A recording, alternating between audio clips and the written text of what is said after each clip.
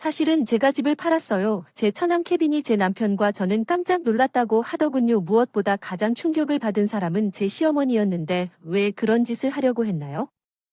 나를 데리러 와. 시어머니가 눈에 띄게 화가 나서 케빈을 만나 진정시키세요. 케빈은 그녀를 진정시키려고 노력했고 왜 그런 짓을 했는지 설명하기 시작했습니다. 제 이름은 산드라입니다. 저는 남편 로버트와 함께 원격 근무를 합니다.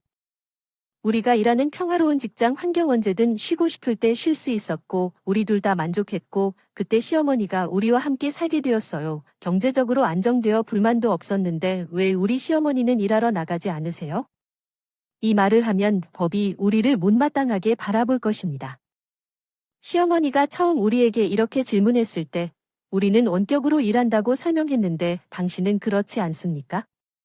그냥 장난삼아 로버트한테도 똑같이 말했어. 듣고 있니? 너희 둘은 언제쯤 제대로 일을 시작할 수 있겠니? 장래 인생에 대해 생각하고 있지 않니? 시어머니가 우리 일을 이해해주지 않으셨다니 너무 걱정된다. 이 집에 오는 실수를 했어요. 케빈의 집에 갔어야 했는데 그녀는 종종 한숨을 쉬며 이렇게 말했습니다. 그녀가 언급한 케빈은 로버트의 동생입니다. 그는 어딘가에서 찾은 캐롤이라는 부유한 여성과 결혼했고 지금은 그녀의 재산으로 생활하고 있는 것 같습니다.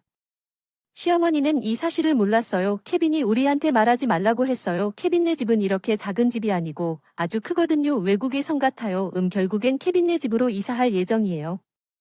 우리 집 시어머니는 케빈이 데리러 오기를 기다리면서 이렇게 말하곤 했어요. 케빈과 그의 아내가 그녀를 데리러 올 날은 결코 오지 않을 거라는 걸 알았죠. 로버트가 한때 그의 어머니가 점을 찍는 그의 형에게 제안했기 때문입니다. 같이 살자고 했는데 케빈이 엄마랑 같이 살기를 거부해서 결국 같이 살게 되었고 원격 근무 때문에 실직자로 몰리면서도 엄마가 그런 사람이라는 사실에 체념했는데 사건이 발생해서 그렇게 됐다. 톨러를 계속하는 것은 불가능합니다. 갑자기 케빈에게서 전화가 왔습니다. 이번 주말에 우리의 응답을 기다리지 않고 올 예정입니다. 그는 전화를 끊었습니다. 우리는 어떻게 해야 할까요? 그 사람은 조금도 변하지 않았습니다. 라버트와 저는 그랬습니다. 당황하고 우리 대화를 엿듣던 시어머니는 기뻐하는 표정으로 나를 데리러 온다며 이사 준비를 도와달라며 그녀는 로버트를 자기 방으로 끌고 갔다고 했습니다. 로버트는 곤란해 보였습니다. 엄마, 케빈이 당신을 데리러 오지 않을 것 같습니다.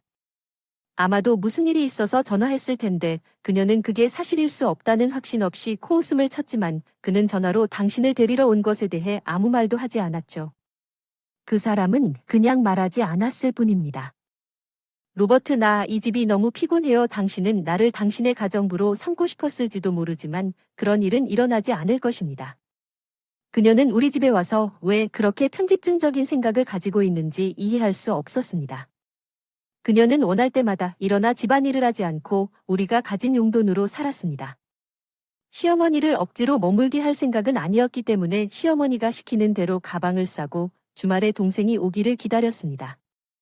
형부와 그의 아내는 곧 우리 집에 도착했습니다. 우리 집에 들어왔을 때 그들은 수상쩍게도 축하하는 표정을 짓고 있었습니다. 기분이 나빴습니다. 그때 시어머니가 눈을 빛내며 나타났습니다. 드디어 도착했습니다. 여기 들어보세요. 산드라는 집안일에 전혀 서툴러서 내가 해야 하고 로버트 날 완전히 무시하는 건 그렇게 끔찍하지 않아. 그녀는 피해자 같은 표정으로 로버트를 밀고 그녀의 형제를 우리 집으로 환영했다고 말했습니다. 엄마를 학대하지 마십시오. 우리가 할 수 있는 일이 없습니다. 우리는 그녀에게 용돈을 주고 그녀는 좋아하는 건 다 먹고 산드라는 집안일을 하고 있다. 로버트는 복잡한 표정을 지으며 말했지만 형은 그저 의심스러운 표정을 지었다. 로버트는 항상 좀 멍하니 자기도 모르게 엄마를 함부로 대하고 산드라는 배려심이 없는 타입인 것 같다. 맞아요. 케빈은 제가 이 대화를 듣는 것을 정말로 이해합니다. 로버트와 저는 그럼에도 불구하고 눈살을 찌푸릴 수밖에 없었습니다. 우리는 손님을 접대하기로 결정하고 부부를 거실로 안내했습니다. 우리도 로버트와 저를 한쪽에 두고 거실 테이블 주위에 앉았습니다. 반대편 부부는 지금 뭐하러 앉아서 차 차려주는 거야? 차 끓이려고 하는 줄 알았는데 시어머니 무슨 말씀이시죠? 늙은 여자 일하게 만드시네요. 알다시피 케빈 산드라는 이런 사람이에요. 우리 엄마. 그 순간 시어머니는 거짓으로 울기 시작했습니다. 나는 그녀의 행동에 너무 놀라서 서비스를 마친 후에는 반박할 기분조차 나지 않았습니다. 부부는 엄숙해졌습니다. 진실은 우리 집을 팔았다는 것입니다. 로버트와 나는 놀랐고 충격을 받았습니다. 케빈의 말에 가장 큰 충격을 받은 사람은 시어머니였는데 왜 그런 짓을 하려고 나를 데리러 오지 않았느냐고 당황한 케빈에게 대꾸하자 그는 진정하라고 진정시키려 했다. 우리가 빚을 졌다고 설명하기 시작했고 집을 팔면 빚을 갚을 수 있지만 우리는 파산했고 살 곳이 없어서 여기에 머물 수 있는지 논의하기 위해 왔습니다. 어떤 빚이 있는지 사업을 시작하려고 했지만 잘 안 됐어. 그 일이 맞아. 케빈은 부끄러워하지 않고 이렇게 말하면서 웃었고 로버트와 나는 격한 한숨을 쉬었다. 우리는 새 집을 찾을 때까지만 있으면 된다. 우리는 의지할 사람이 아무도 없어서 부부가 함께 고개를 숙였다고 생각한다. 표정이 복잡했을 텐데 살 곳이 없으면 어쩔 수 없이 저희 부부는 임시로 집에 머물게 하기로 합의했지만 한 달 안에 떠나기로 약속했습니다. 케빈은 알았다고 웃으며 이사 준비를 하러 돌아갔습니다. 그들이 떠난 후 그들의 물건은 시어머니가 사려 깊은 로버트를 바라보며 조용히 앉아 있었고 나는 그녀가 다음 날에도 여전히 충격에 빠져 있다고 생각했습니다. 부부 물건은 이만큼 바로 도착했습니다. 이것에 대해 논의하고 케빈의 물건을 옮기는 동안 그것의 일부를 팔거나 사물함을 임대하기 위해 시어머니가 우리에게 폭탄을 떨어뜨렸습니다. 나는 케빈이 여기에 있어서 프리로더들이 떠날 수 있도록 앞으로는 더 안전하지 않을까 생각했습니다. 남편과 나는 시어머니의 돌발적인 발언에 등을 돌리고 있었는데 로버트가 머무는 것은 용납할 수 있지만 아무것도 못하는 아내는 필요하지 않고 이혼을 하면 그 공간이 남는 것은 안 될까요? 샌드러가 점유하고 있던 이 모든 패키지에 사용할 수 있습니다. 어떻게 팔 수 있고 누군가가 사물함에서 훔쳐가면 어떻게 합니까? 손해보는 거야. 책임지라. 형. 우리 남편은 형의 이기적인 행동에 고개를 저었다. 여긴 우리 집이니까 불편함은 감수해야 하는 거 당연하지. 싫으면 빨리 살 곳 구하고 가. 그 순간 시어머니가 무슨 소리를 하는 거냐고 소리쳤지. 그냥 너희 둘이 케빈이 마음에 들지 않고 나머지는 놔둬도 된다고 말하지 않았어? 넌 기본적으로 프리로더야. 이 집에는 필요 없어. 케빈은 장사하려고 하는데 너희 둘이 하는 일은 뒹굴뒹굴 원격 근무니 귀찮아. 시어머니가 자기 집인 것처럼 말씀하셨어. 남편과 나는 믿을 수 없다는 표정으로 서로를 바라보았다. 처남과 처남은 시어머니 말에 놀라더니 이내 희죽희죽 웃는다. 나쁘지 않은 생각이겠지. 엄마 그거 좋은 생각이야. 응. 살 곳을 구하는 게 번거롭구나. 여기 그러니까 이 집 우리한테 팔아요. 캐럴. 두 분 주변이 불편해서 여기도 우리한테 팔면 도움이 될 것 같고 시어머니도 우리 편인 것 같으니까 남편한테 팔아요. 그리고 난 그들의 말에 어이가 없어. 남편이 시작했지만 케빈과 캐롤이 같은 말을 하는 것을 보고 흐뭇해하는 시어머니의 방해를 받았습니다. 로버트는 이혼할 거면 어떻게 하시겠습니까? 여기 있어라. 시어머니가 의기양양하게 나를 노려봤다. 나는 보복하려고 마음의 준비를 했지만 남편이 먼저 말했다. 당신이 원하는 대로 말하지 마세요. 산드라가 남편을 떠나야 하는 이유가 무엇인지 화가 나서 얼굴이 붉어졌습니다. 목소리 그렇게 소리 지르지 말고 차라리 부담 없이 가는 게 낫지 않나. 시어머니가 반박했는데 남편이 화난 말투로 대답했어요. 아무것도 이해 못하시네요. 남편 말에 여긴 산드라 집이에요. 우리 시어머니. 처형과 그의 아내는 헐떡거리며 남편이 그들에게 말을 걸어 긴장감을 더하기 시작했습니다. 이것은 샌드러가 우리가 함께 살기 위해 구입한 집입니다. 무슨 말씀이시죠? 집을 사는 것이 남편의 일이 아닌가요? 그런 규칙도 없고 산드라가 엄마 용돈과 생활비를 모두 부담한다. 산드라는 연금이 아주 적고 로버트가 시어머니를 노려보는 것만으로는 경제적 자유를 누리기가 어려울 것이기 때문에 그 부담을 하겠다고 말했다. 그래도 강렬한 표정의 시어머니는 믿을 수 없다는 듯 나를 바라보며 낄낄거린다. 믿을 수 없을 만큼 산드라는 하루 종일 컴퓨터만 한다. 집안일도 제대로 하지 않는데 내 용돈은 안 나오던가? 내 연금이 없다면 산드라가 나에게 한 달에 $500를 줄 여유가 없고 시어머니는 계속해서 내 연금을 관리하는 사람은 산드라입니다. 당신이 로버트에게 다르게 말했을 수도 있겠지만 당신은 계속해서 돈을 벌고 있을 거라고 확신합니다. 내 연금 그녀는 가슴을 부풀리고 나를 노려보았다. 나는 당황하지 않으려고 노려보았다. 사실이다. 나는 사업주로 성공했다. 당신은 거짓말을 하고 있다. 이혼하라. 이 거짓말쟁이 부인 당신은 나와 케빈 캐롤과 함께 여기서 살아야 한다. 게다가 거기엔 없다. 산드라가 돈을 벌고 있다는 증거가 여기 있어요.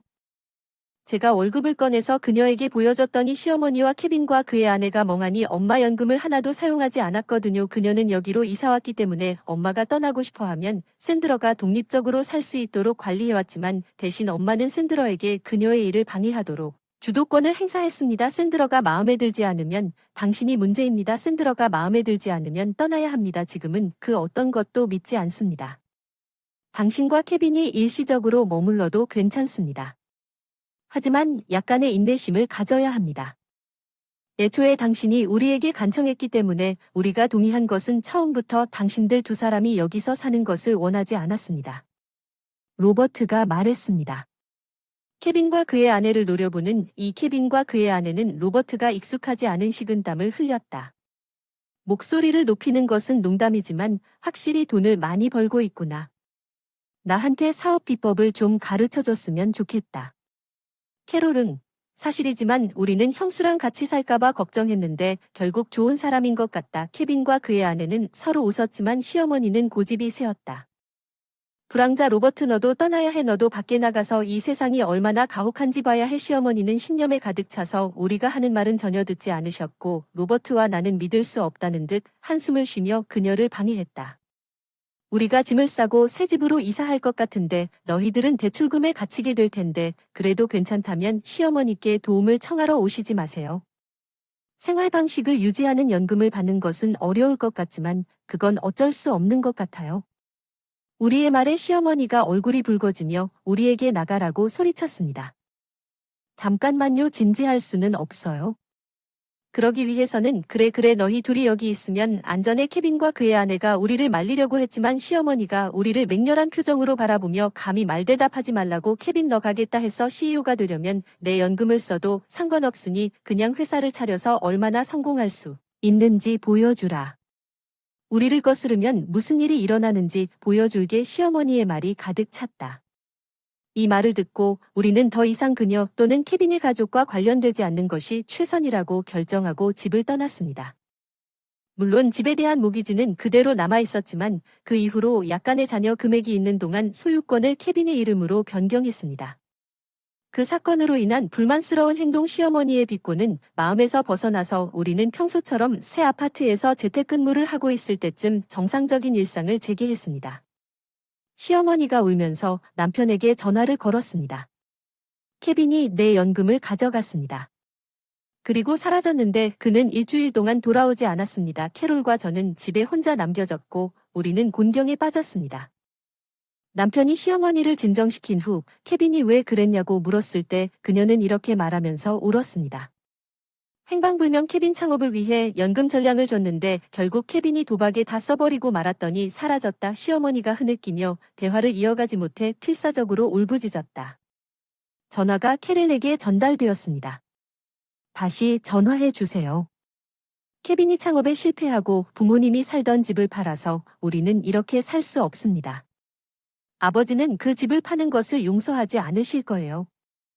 캐렐이 남편을 보고 애원한 이후로 우리는 아빠나 엄마에게 연락할 수 없었습니다. 남편은 역겨운 어조로 중얼거렸습니다. 안타깝지만 우리를 연루시키지 마세요. 우리가 떠날 때 경고했다고 말했습니다. 당신이 울면서 오더라도 우리는 도움을 줄 수 없습니다. 케빈이 실종됐다고 경찰에 신고하면 그가 전화를 끄는 건 우리와 상관없는 일입니다. 충격을 받았지만 남편은 마땅한 보상을 받았다고 말했고 그 후에는 동의했습니다. 남편이 좌절해서 전화를 받았을 때 그들은 남편의 휴대전화에 여러 번 전화했습니다. 캐렐은 케빈이 실종 신고 방법을 모른다고 울었습니다. 우리는 그녀가 몰랐다는 사실에 놀랐고 경찰에 전화하라고 조언했지만 여전히 찾을 수 없었습니다. 케빈이 그를 찾지 못할 수도 있다고 생각했을 때 케빈이 다른 주에서 은행 강도 혐의로 체포되었다는 소식을 들었습니다. 분명히 그는 빚을 갚기 위해 그런 일을 한 것 같습니다. 이것은 그의 첫 번째 범죄가 아닌 것 같고 실제 감옥에 갇힐 가능성이 높습니다. 캐렐은 할 수 있습니다. 부모님 집으로 돌아가지 않고 아직도 그 집에서 시어머니와 함께 살고 있다. 케빈과 이혼할지 여부는 불확실하다. 케빈은 그것이 지금 당장은 가장 걱정거리가 아닐 것이다. 그녀는 임시 대리점에 등록하고 어려움을 겪고 있다. 첫 직장을 가지고 있었지만 어떻게든 매일 생계를 꾸리고 계시는 시어머니 케빈은 연금을 모두 가져갔고 이제 빚을 갚아야 하고 남편도 빚을 갚기 위해 아르바이트를 시작했습니다. 시어머니와 처제 가족들에게 위로의 말씀을 전하지만 저희는 그들을 도와줄 생각이 없음을 분명히 밝혔으며 저희는 모든 소통을 중단했습니다. 그들은 저희 어머니가 겪고 있는 가혹한 삶의 현실을 맛보고 계실 것입니다. 시어머니가 우리 집에 이사 오신 이후로 변화가 있었음에도 불구하고 시어머니는 항상 이야기를 하셨습니다. 남편과 평화로운 일상으로 돌아와서 기쁘네요. 엄마 아빠가 없으면 회사는 내 말을 믿을 수 없다는 듯이 듣고 있어요. 오빠의 말에 우리 엄마 패트리샤는 확실히 잘 대답했어요. 다니엘 게다가 계산을 하면 플랜 B에 아빠의 생명보험이 있으면 상당한 상속재산이 있을 거예요. 우리는 한동안 크게 살 수 있을 거예요. 그건 보너스 같아요. 응 아빠가 없어서 감사해야 할 것 같았어요. 분노가 터지려고 했어요. 이 사람들에게 무슨 문제가 있는 걸까요? 이건 용서할 수 없는 일이에요. 제가 소리를 지르려고 하는 순간 그들이 제멋대로 하도록 놔둘 수는 없어요. 병원에 계신 아버지로부터 전화를 받았어요. 이 이야기는 몇 달 전으로 거슬러 올라갑니다. 제 이름은 크리스토퍼입니다. 저는 디자인 회사에 다니는 33세 건축가입니다. 집을 나와 근처 콘도에서 혼자 살고 있습니다. 싱글이라는 것이 조금 외롭지만 오늘도 제 일을 사랑하며 매일매일 알찬 삶을 살고 있습니다. 쉬는 날인데 아빠를 만나기로 했어요. 제임스아 크리스토퍼 잘 지내셨어요? 아빠는 늘 따뜻한 미소를 지으며 우리 모임에 나타났어요. 아빠 오랜만이군요. 살이 좀 빠졌어요. 사업을 운영하는 건 힘들겠군요. 일 때문에 바쁘지만 잘 지내요. 가자. 오늘은 가끔 아빠를 만나서 식사를 함께 해요. 아빠가 저를 초대해 자원봉사 활동에 참여하고 있어요. 우리는 내 있는 작은 아동 보호시설에 있어요. 외곽에서 안녕하세요. 스미스 씨, 제임스 크리스토퍼 안녕하세요. 오늘 와주셔서 감사합니다. 나이 많은 원장, 아버지의 친절한 얼굴을 맞이했고 스미스 씨는 따뜻하게 이야기를 나누고 있었습니다. 알고 보니 우리 아버지는 이 시설을 떠나 이 시설에서 자랐습니다. 대학을 졸업하고 의지할 친척 없이 자신의 건축회사를 시작했습니다. 그는 스스로의 노력으로 일을 해냈고 저는 아버지가 쉬는 날에도 아버지를 항상 존경했습니다. 아버지는 우리 둘 다 배경이 있기 때문에 종종 저를 그 시설에서 함께 봉사하도록 초대하십니다. 건축학부에서는 가구와 운동장 장비를 수리할 수 있어요. 제임스 크리스토퍼 오늘 침대 의자와 그네 수리를 마친 후 많은 도움을 주셨네요. 떠날 때 스미스 씨가 우리에게 감사하다고 하셨습니다. 변화를 만들 수 있어서 기분이 좋았고 아빠가 스미스 씨를 방문하신 것 같아 기분이 좋았습니다. 우리가 어디에서 물릴지 고민하면서 나란히 걸을 때 그에게 아버지도 중요할 것입니다. 날렵한 검은색 고급차가 우리 옆에 세워져 있었습니다. 창문이 내려가고 튀어나왔죠. 차를 운전하는 엄마는 내 동생 다니엘이었습니다. 글쎄요, 누구인지 보세요. 또 요양시설에서 돌아왔나요? 엄마가 부모님 없는 아빠가 부끄럽다고 하셨어요. 이제 그만할 수 없나요? 엄마 가자. 동생이 껌을 씹으면서 어른이 되어 부끄러워해야 할 사람이 그 사람이라고 반박하고 싶었습니다. 안정된 직업도 없고 머리도 염색했는데 이 사람들한테는 말을 참을 수가 없어. 아깝다. 다니엘이랑 나는 저녁 먹으러 갈 거야. 너희 둘은 패스트푸드 먹고 빨래 개는 것도 잊지 말고 알겠어. 패트리샤 아빠가 대답하자 아무 말도 없이 엄마는 차창을 올렸고 그들은 차를 몰고 갔습니다. 아빠와 저는 그들이 아무 말도 하지 않고 가는 것을 지켜만 보았습니다. 엄마와 내 동생은 아버지를 무시했습니다. 하지만 그들이 이 모든 일을 할 수 있는 이유는 그들이 기본적으로 아버지의 수입으로 생활하고 있기 때문입니다. 그들은 아버지가 고아원 출신이고 야망이나 흥분이 전혀 없다고 말한 것을 기억하는 한 오랫동안 아버지에 대해 욕설을 퍼부었습니다. 인생에서 그들은 아마도 아빠를 그들의 요구를 모두 들어주는 지갑으로만 생각할 것입니다. 더 나쁜 것은 내 동생 다니엘이 이 모든 것을 먹어치우고 아빠를 놀리는 일에 동참하는 것입니다. 우리 가족에게는 2명의 아이가 있지만 엄마는 항상 다니엘에게만 사랑을 아낌없이 베풀어 주셨습니다. 다니엘이 원할 때마다 무엇이든 해준다는 사실을 무시한 다니엘은 30대에도 여전히 엄마에게 어린아이처럼 달라붙어 있기 때문에 엄마가 갈 때마다 엄마가 동행한다는 말을 듣고는 엄마라고 부르며 있는 것. 먹는 것까지 지시하게 해준다.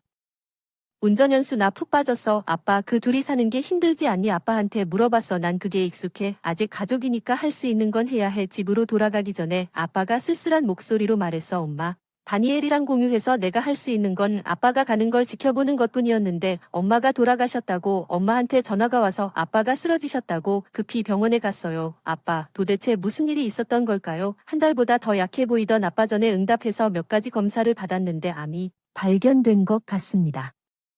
꽤 발전한 것 같습니다. 의사에 따르면 아버지가 진행성 위암 진단을 받았는데 앞으로 3개월 정도 살 수 있다고 합니다. 60년대 우리 엄마도 눈에 띄게 흔들렸는데 너랑 다니엘이 아빠를 너무 세게 밀어붙여서 왜 이 지경까지 오게 놔둬서 아빠가 스트레스를 많이 받은 거 알지? 크리스토퍼 어떻게 감히 부모님에게 그런 식으로 말할 수 있니? 넌 다니엘과 전혀 같지 않아. 다니엘 이런 때 또 도박하다가 엄마랑 내가 다투는 동안 아빠는 조용히 얘기했어. 둘 다 그만해. 난 괜찮아. 오늘은 집에 가. 아빠 미안해요. 돌아올게요. 병실에서 나왔는데 사이에 아빠의 건강에 대한 걱정과 예후의 충격에 나는 그날 밤잠을 이루지 못했다. 아빠가 요청한 대로 갈아입을 옷을 가져오고 쇼핑을 하는 책임을 맡았다. 물론 엄마도 동생도 손가락 하나 까딱하지 않았다.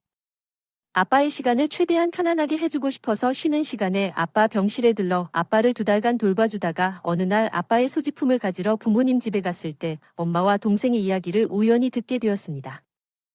거실에서 얘기하다 엄마 아빠가 돌아가시면 사업은 다 내 거야. 내 동생의 말에 깜짝 놀랐어. 나는 더 자세히 들었고 그때 엄마가 다니엘에게 전화를 걸었을 때 그건 주어진 게 아니야. 게다가 계산을 하면 상속 재산이 약 200만 달러가 될 거야. 와 그거 굉장하다. 차를 하나 더 사야 할 것 같은데 내가 대통령이 될 테니 좋은 차를 운전해야 해. 그의 생명보험 덕분에 우리는 한동안 좀 호화롭게 살 수 있어. 보너스 같아. 아빠가 곁에 있지 않아서 감사해야 해. 분노가 폭발할 것 같았습니다. 이 사람들은 용서할 수 없는 쓰레기들입니다. 제 병실로 오실 수 있나요?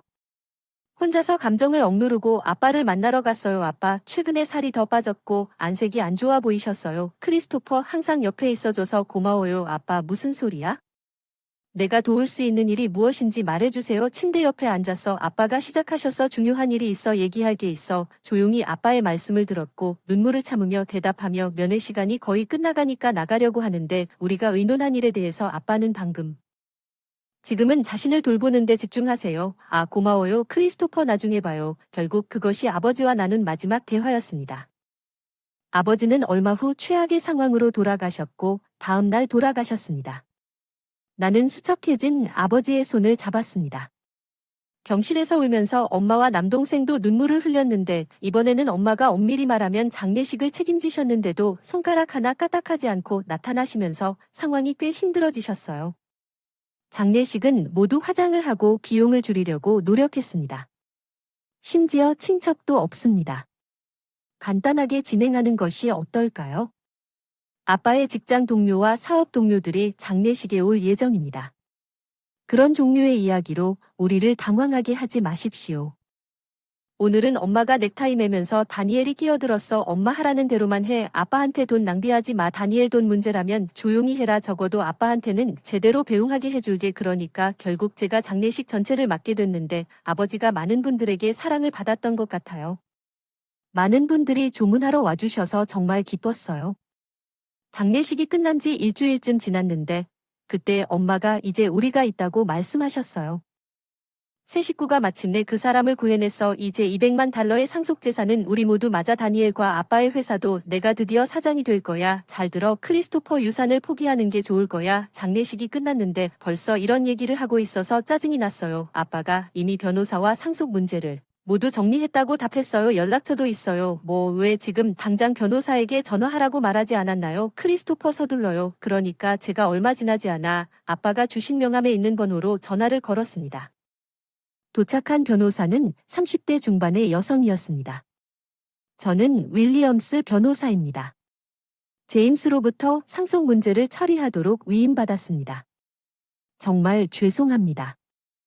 악수하고 변호사에게 인사하면서 손해를 봤다. 그러니 말했어. 와, 변호사들은 다 늙은이인 줄 알았는데 너 꽤 잘생겼어. 남자친구 생겼어. 오다니엘 엄마가 더 어린 사람을 선호하는 걸 좋아하니 둘 다 와줘서 고마워요. 이쪽으로 들어오세요. 우리는 윌리엄스 양을 방으로 안내하고 제임스가 지나가기 전에 나에게 회사가 지인 회사로 이전될 것이라고 말했던 회사에 대해 먼저 설명하자고 하는 말을 들었습니다.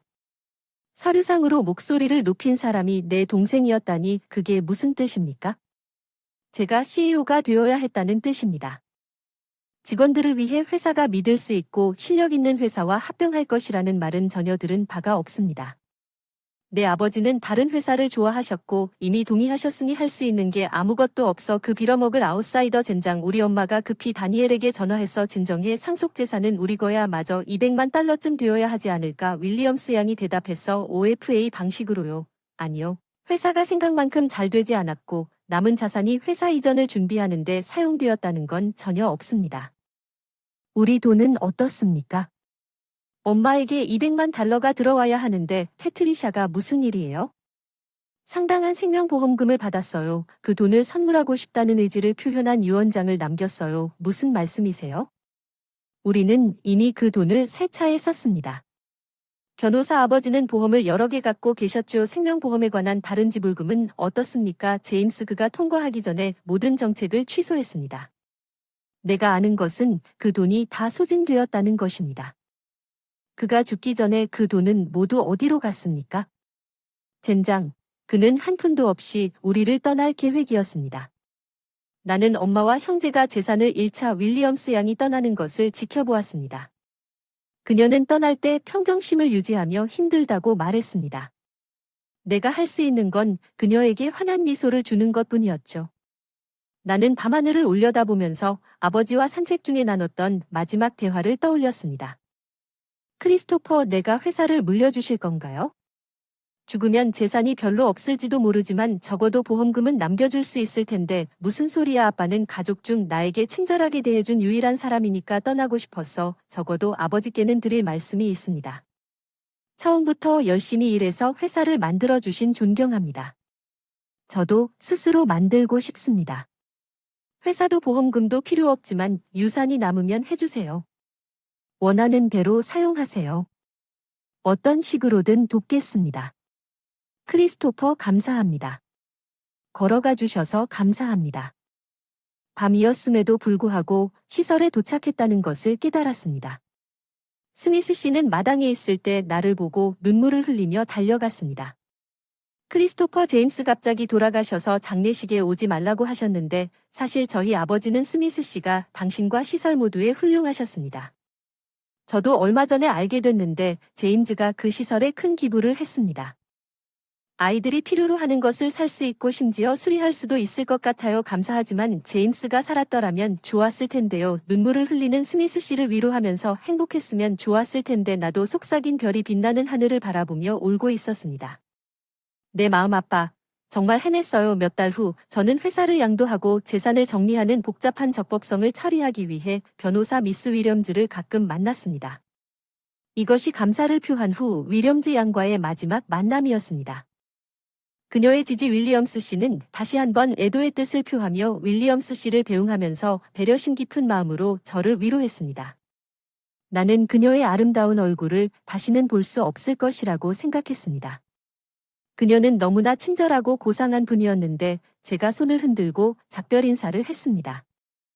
낯익은 차가 미스 윌리엄스 옆에 멈춰섰고 아웃은 금속 방망이를 휘두르는 내 동생이 뛰어내렸어. 아야, 대체 뭐 하는 거야? 소리 지르고 재빨리 내 동생에게 태클을 했어. 닥쳐. 내가 그를 땅에 붙잡아 놓자 얼굴이 빨개지는 나를 놓아줘. 그는 윌리엄스 양을 공격하려 했다는 거야. 무슨 일이야? 그 사람 때문에 무슨 일이 벌어지고 있는 거지? 내가 회사도 돈도 얻지 못한 건 걔 잘못이야. 젠장, 말도 안 돼. 이건 윌리엄 양의 잘못이 아냐. 난 그 사람이 바보인 줄 알았는데 이건 떨고 있는 윌리엄스 양을 보호하면서 예상했던 것 이상이었습니다. 형의 차 안에 있는 경찰에 전화를 걸었습니다. 방망이뿐만 아니라 밧줄과 전기 충격기도 분명히 발견되었습니다. 무기는 우리 어머니가 당신에게 화를 낸 것을 알았을 때 그는 신속하게 체포되었습니다. 다니엘을 내 가족 감옥에 보내라. 내가 얼마나 무자비하게 대답했는지. 나는 더 이상 너나 그 사람을 가족이라고 생각하지 않는다. 내 유일한 가족은 고인이 된 아빠뿐이다. 너희 둘과의 관계를 끊을 거야. 엄마는 여전히 소리를 지르고 있었지만 나는 그녀를 무시하고 전적으로 협력했습니다. 경찰 조사 결과 내 동생도 인터넷에서 윌리엄스 양을 반복적으로 괴롭히며 저속한 발언을 하고 그녀를 비방하는 협박도 했으며 경찰이 그를 확인하는 과정에 있다는 사실을 나중에 알게 되었습니다. 윌리엄스 양은 또한 그를 명예훼손으로 민사법원에 고소했고 그도 손해배상을 명령받았습니다. 그가 자신의 행동을 반성하게 된다면 그가 가진 모든 돈을 가져가십시오. 윌리엄 양이 사과를 한 후 이 모든 것에 대해 정말 죄송합니다. 희미한 미소를 지으며 그렇게 하겠다고 말했습니다. 이제부터 위험한 상황에서 저를 구해주셔서 감사합니다. 적어도 행복을 찾으시길 바랍니다. 크리스토퍼 몇 달 후 봄이 왔을 때 저는 오늘 사쿠라 가든에 왔습니다. 자원봉사를 하러 온 것이 아니었습니다. 아버지의 기부금 덕분에 비즈니스 미팅이 있었습니다. 노후화된 시설에서 개조 공사를 계획하고 있었습니다. 스미스 씨가 건축 설계를 위해 저에게 접근했습니다. 처음에는 제가 경험이 없다는 이유로 거절했지만 스미스 씨는 단호했습니다. 제임즈는 항상 자랑스럽게 크리스토퍼가 뛰어난 건축가가 될 것이라고 말했습니다. 그는 이미 능가했습니다. 제임즈 때문에 우리가 이것을 할 수 있다고 요청했습니다. 이 프로젝트를 정말로 당신이 맡아줬으면 좋겠습니다. 그런 감정을 가진 크리스토퍼가 어떻게 거절할 수 있겠습니까?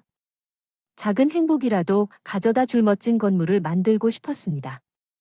아이들과 스미스 씨, 내 동생은 형을 선고받은 후에도 변함이 없었고 실제로는 보호관찰로 인해 감옥을 피했지만 여전히 우리 엄마에게 구걸하고 있지만 실제로는 더욱 무책임해졌습니다. 돈은 매일 오후부터 술을 마시고 도박으로 엄마가 빌린 돈을 동생에게 밀려 매일 아빠 덕분에 살던 큰 집과 보험금으로 산차를 팔아 미스 윌리엄스 보상금으로 냈다. 그리고 내 동생은 보석금을 내고 낡은 아파트에 함께 살고 있는 것 같아요. 한 친구가 나에게 그녀는 아름다움을 잃었다고 말했습니다. 이제는 그녀가 스스로 자초한 일이지만 적어도 아버지가 아버지를 대하기 전에 어떻게 대했는지 반성했으면 좋겠습니다. 세상을 떠나 내 동생을 그렇게 엉망진창으로 키웠어요. 마지막으로 나는 곧 변호사인 윌리엄스 양과 결혼할 거예요. 그녀는 내가 형의 폭력적인 행동에서 그녀를 구한 후 나에게 매력을 느꼈다고 자신 있게 말했습니다. 진지한 면이 있지만 앞으로는 그녀의 친절함과 믿음직함으로 인해 그녀를 정말 사랑합니다. 열심히 일하고 따뜻하고 사랑이 넘치는 집을 짓는 아버지처럼 되려고 노력했습니다. 아이를 갖고 싶었지만 그건 당신 잘못입니다. 당신의 결점을 막아야 했어요. 내 20년차 남편이 나에게 이런 잔인한 말을 던졌다. 나는 그 사람을 계속할 수 없다는 것을 깨달았다. 그는 그의 새로운 결혼에 대한 공상을 하고 있다. 45세 저는 로펌에서 비서로 일하고 있습니다. 결혼한 지 20년이 가까워지고 있습니다. 우리 둘만 검소한 삶을 살았습니다. 우리는 항상 아이를 원했지만 아무 문제도 없을 것 같았습니다. 대부분 저와 함께 일하면서 육체적, 정서적으로 힘들게 치료를 받았지만 소용없었고 40세가 되어서야 포기하기로 했습니다. 남편은 끝까지 아이를 원하고 치료를 계속하라고 권유했지만 저는 한계에 이르렀습니다. 견딜 수 없고 돈이 고갈되고 상황은 끔찍했습니다. 은퇴를 위해 20만 달러가 필요하다고 말하니 상황이 끔찍했습니다. 거기에 더 많은 돈을 쏟아붓는 것은 낭비라고 느꼈습니다. 치료를 중단하고 그냥 부부로 사는 것이 돈을 절약하고 가져갈 수 있는 것은 어떻습니까? 아이가 없어서 호화로운 여행을 제안했고 남편은 마지못해 동의했지만 그때부터 우리는 부부 생활을 즐기기로 결정했습니다. 여전히 TV 프로그램이나 축하 카드에서 아이들 사진을 보면서 5년이 지난 지금까지도 후회가 남습니다.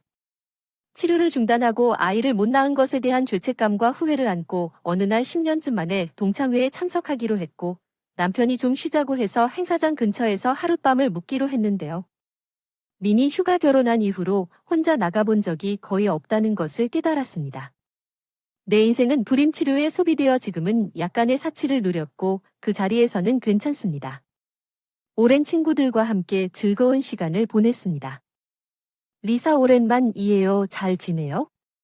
전보다 좀 더 날씬해진 것 같지 않나요? 지난 10년 동안 22파운드 정도 빠졌어요. 결혼하고 아이를 낳고 나서 너무 부러워요. 친구의 그런 사소한 대화에도 거의 33파운드가 쪘어요. 조금 리사 애들은 아니야. 그럴 수가 없어. 남편이랑 둘이서야. 이렇게 난처한 질문을 해서 미안해. 걱정하지 말고 그냥 놀자. 분위기를 유지하려고 노력했고 내 아들이 말하는 밝고 명랑한 분위기를 유지하려고 노력했다. 최근 결혼 사기에 휘말릴 뻔했습니다. 사기 그부들의 말에 당황했습니다. 예.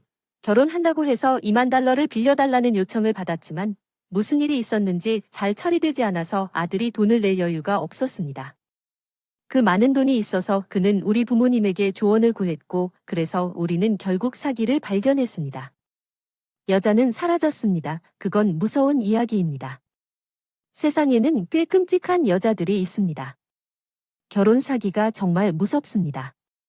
나는 그런 것에 약간 충격을 받았습니다. 아직 일어나 있을 텐데 집에 전화하려고 했는데 몇 번을 울려도 남편이 대답을 안 했어요. 아마 이미 잘 자고 있었나 봐요. 어차피 내일 돌아갈 예정이었으니 그래도 문제는 아니었어요. 불안한 기분은 여자의 직감인가 그때부터 기분이 안 좋았어. 남편이 평일에 엄청 늦게 집에 들어오더니 거의 매일 밤 술에 취해 집에 들어오기 시작했어. 야, 나 집에 왔어. 술 취한 거 괜찮아? 술에 취해서 남편이 신발을 벗고 거실 바닥에 들어 누웠어요. 닥쳐 집에 왔어요. 남편이 버린 양말과 셔츠를 주우면서 그의 단정치 못한 상태에 대해 존경심을 표해요. 나는 내 생각을 혼자 간직했습니다. 알리사 귀여웠지. 그렇지 않았니? 당신이 얼리서만큼 어렸다면 남편은 그게 도대체 얼리서가 누구인지 말하더군요. 밤늦게까지 돌아오지 않아 나중에 돌아올게 잘 지내고 그러다가 늘 그렇듯 술에 취해 집에 오는데 매주 이런 일이 일어나서 내가 개입해야 했는데도 당신은 최근 거의 매일 술을 마시러 나가는 것 같군요. 금전적으로는 괜찮으세요? 사업 내 돈이고 내가 하고 싶은 대로 할 거야. 총각 시절 저축한 돈인데 노후를 대비해 저축해야지 안 그러면 나중에 곤란해질 거야. 그럼 잘 저축해 두는 게 어때? 치료에 꽤 돈을 썼어요. 술에 취해도 결함이 있어서 그 사람이 저한테 그런 식으로 말을 할 줄 몰랐어요. 남편의 변화가 눈에 띄기 시작했어요. 치료를 중단한 이후로 제가 더 복종하게 됐나요? 남편이 아이를 못 낳으니 나에 대한 욕설이 점점 더 많아지는데 대신 나에 대한 애정을 보여야 하는데 그럴 때면 남편이 과시하고 이기적인 행동을 하니까 남편에 대한 사랑이 식어가는 걸 느낄 수 있었어요. 나는 치료에 어려움을 겪고 있었는데 그가 과연 20년 만에 그런 남편으로 다시 돌아올 수 있을까? 나는 이것에 대해 의문을 품기 시작했지만 상황이 갑자기 바뀌었다. 리사는 이야기가 필요할 때 직장에서 집으로 돌아와 내 거실 소파에 앉아 진지한 표정을 짓고 있는 남편. 뭔데 당신은 형식적인 태도를 취하는군요. 이혼하고 싶어요. 농담이군요. 그렇죠. 왜 갑자기 남편이 이혼을 고려하고 있다는 생각이 한 번도 마음에 와 닿지 않았다고 말씀하셨나요? 네. 결혼한 부부로서 우리의 관계를 재고해야 한다는 것을 알고 있었지만 이혼에 대해 생각해 본 적이 없었습니다.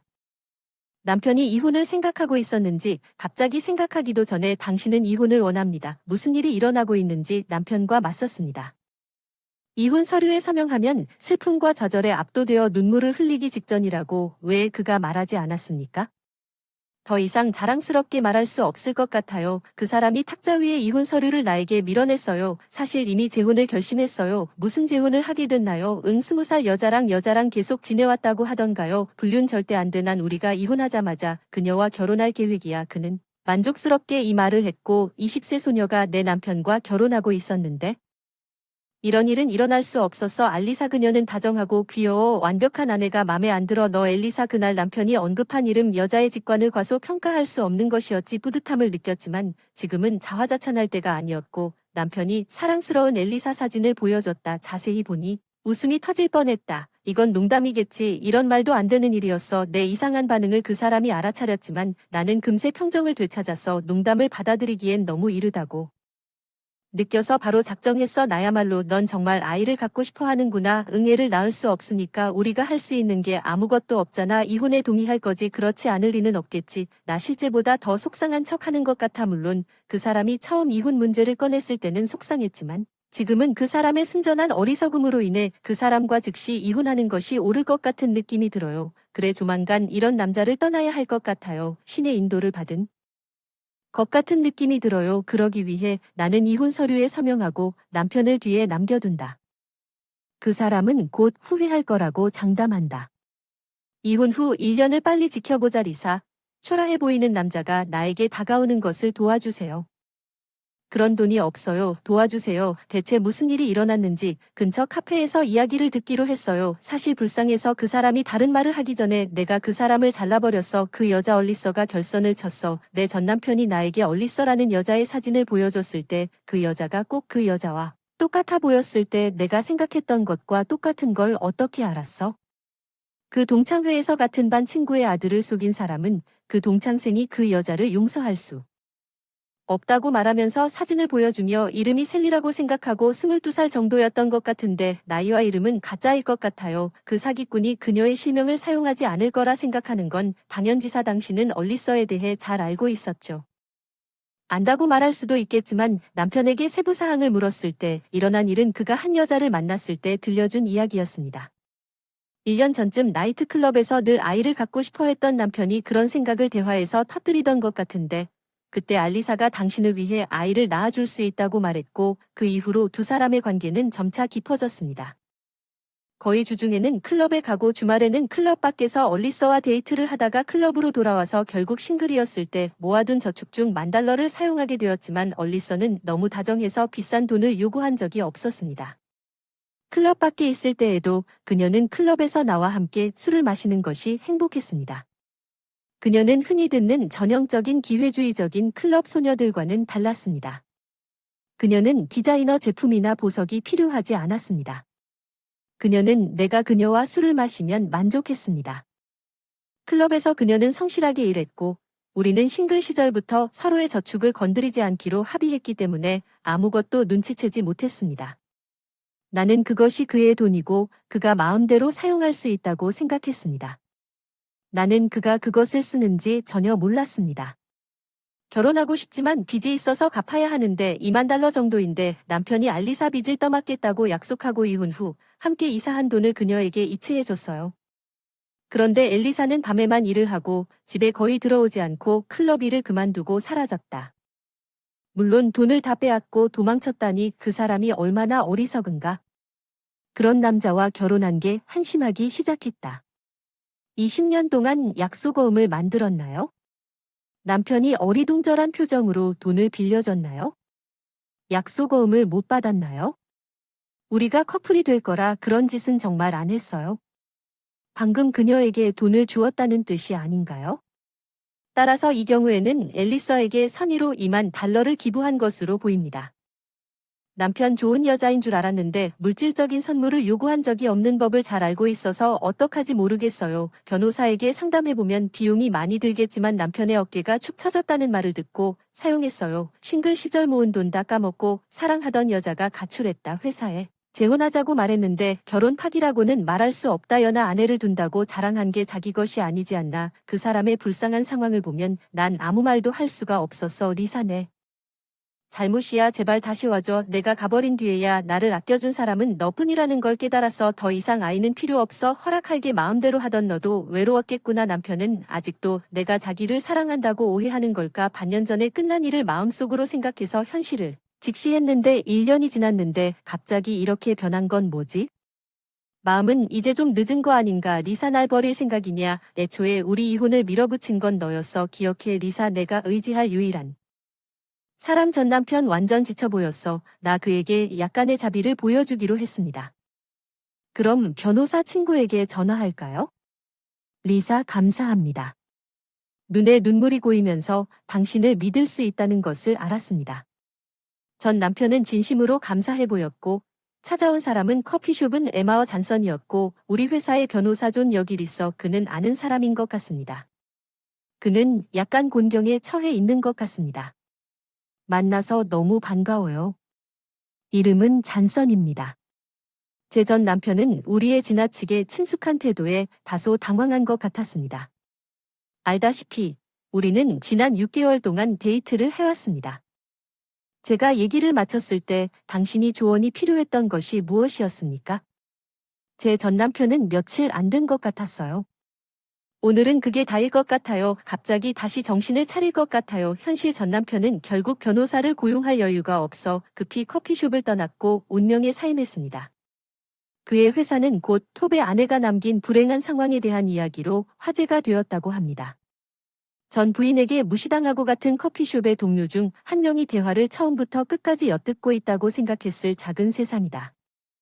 리사, 나 데이트에 관한 부분. 존슨 씨는 완전 거짓말이었어요. 내가 그에게 뻔뻔한 행동을 따라 놀아달라고 요청했어요. 문제가 있어서 미안해요. 걱정하지 마세요. 리사, 도움이 될 수 있어서 기쁘네요. 그런데 이후에 계획이 있으신가요? 실례합니다. 뭔가를 잡는 게 어때요?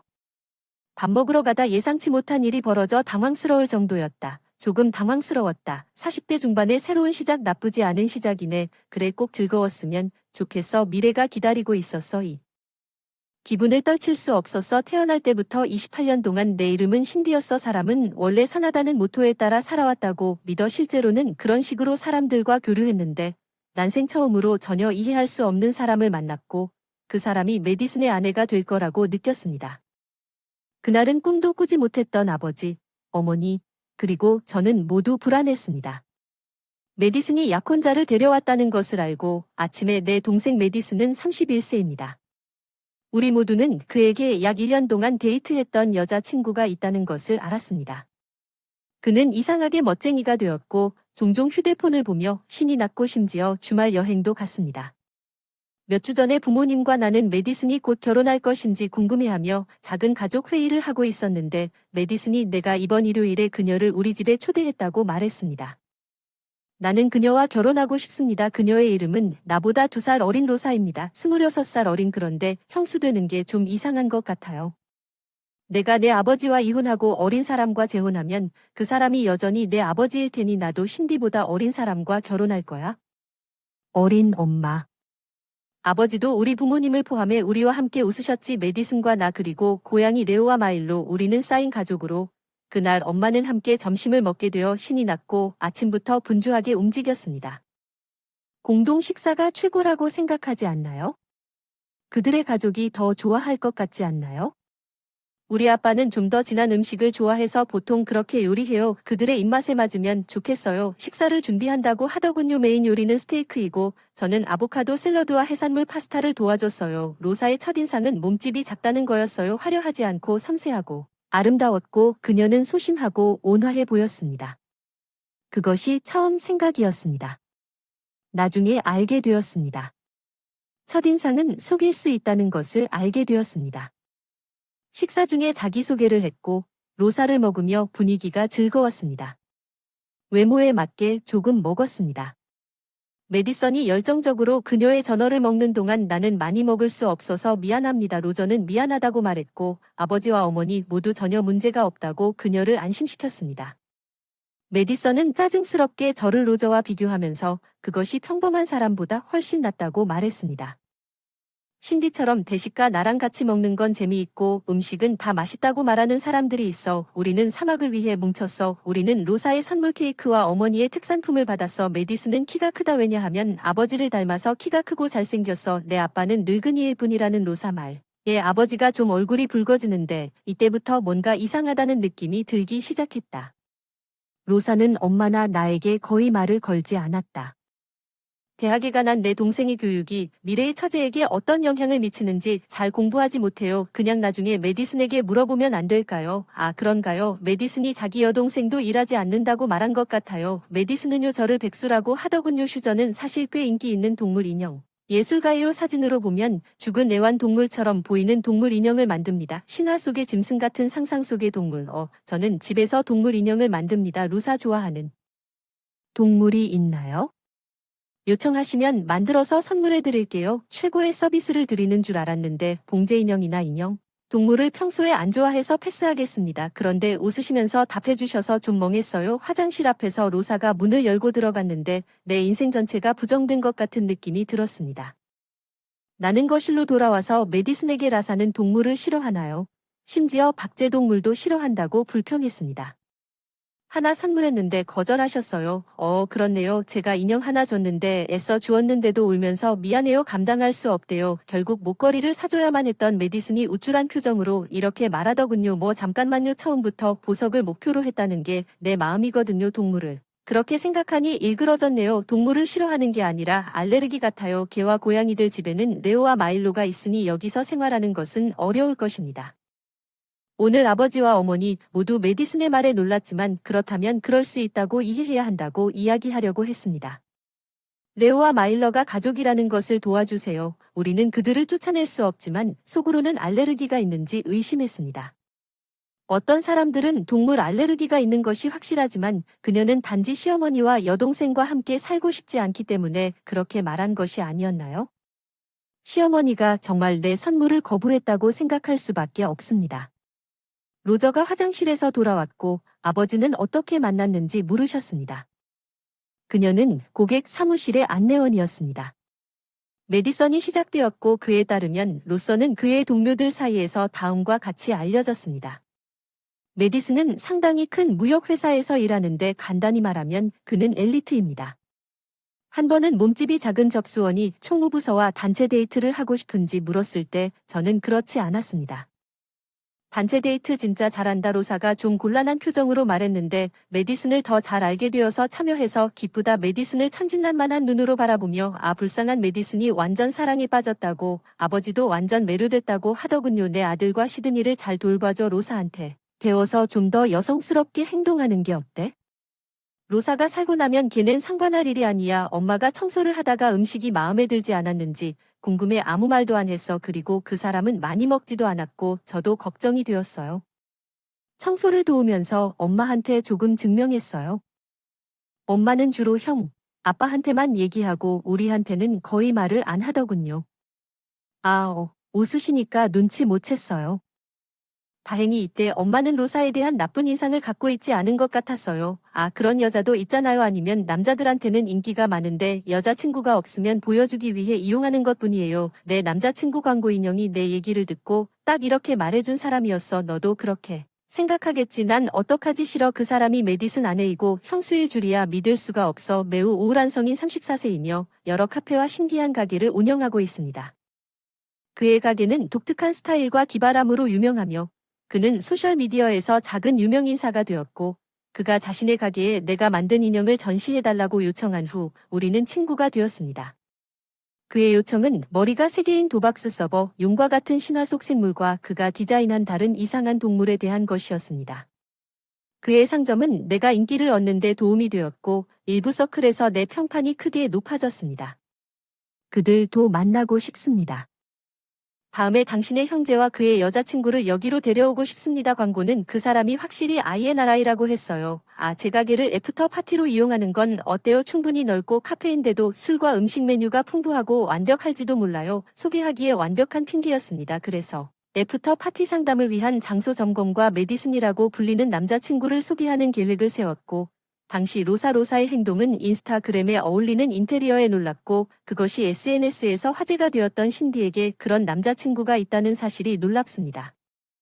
돌프가 다른 가게를 운영하고 있다는 사실을 알았을 때 그녀는 나를 잠시 부러워하며 노려보는 것 같았습니다. 메디슨은 제가 조금 자랑스러웠던 것 같아요. 그는 자신의 여자 싸움을 전혀 눈치채지 못했고 신디가 언제 그런 남자친구를 얻었습니까?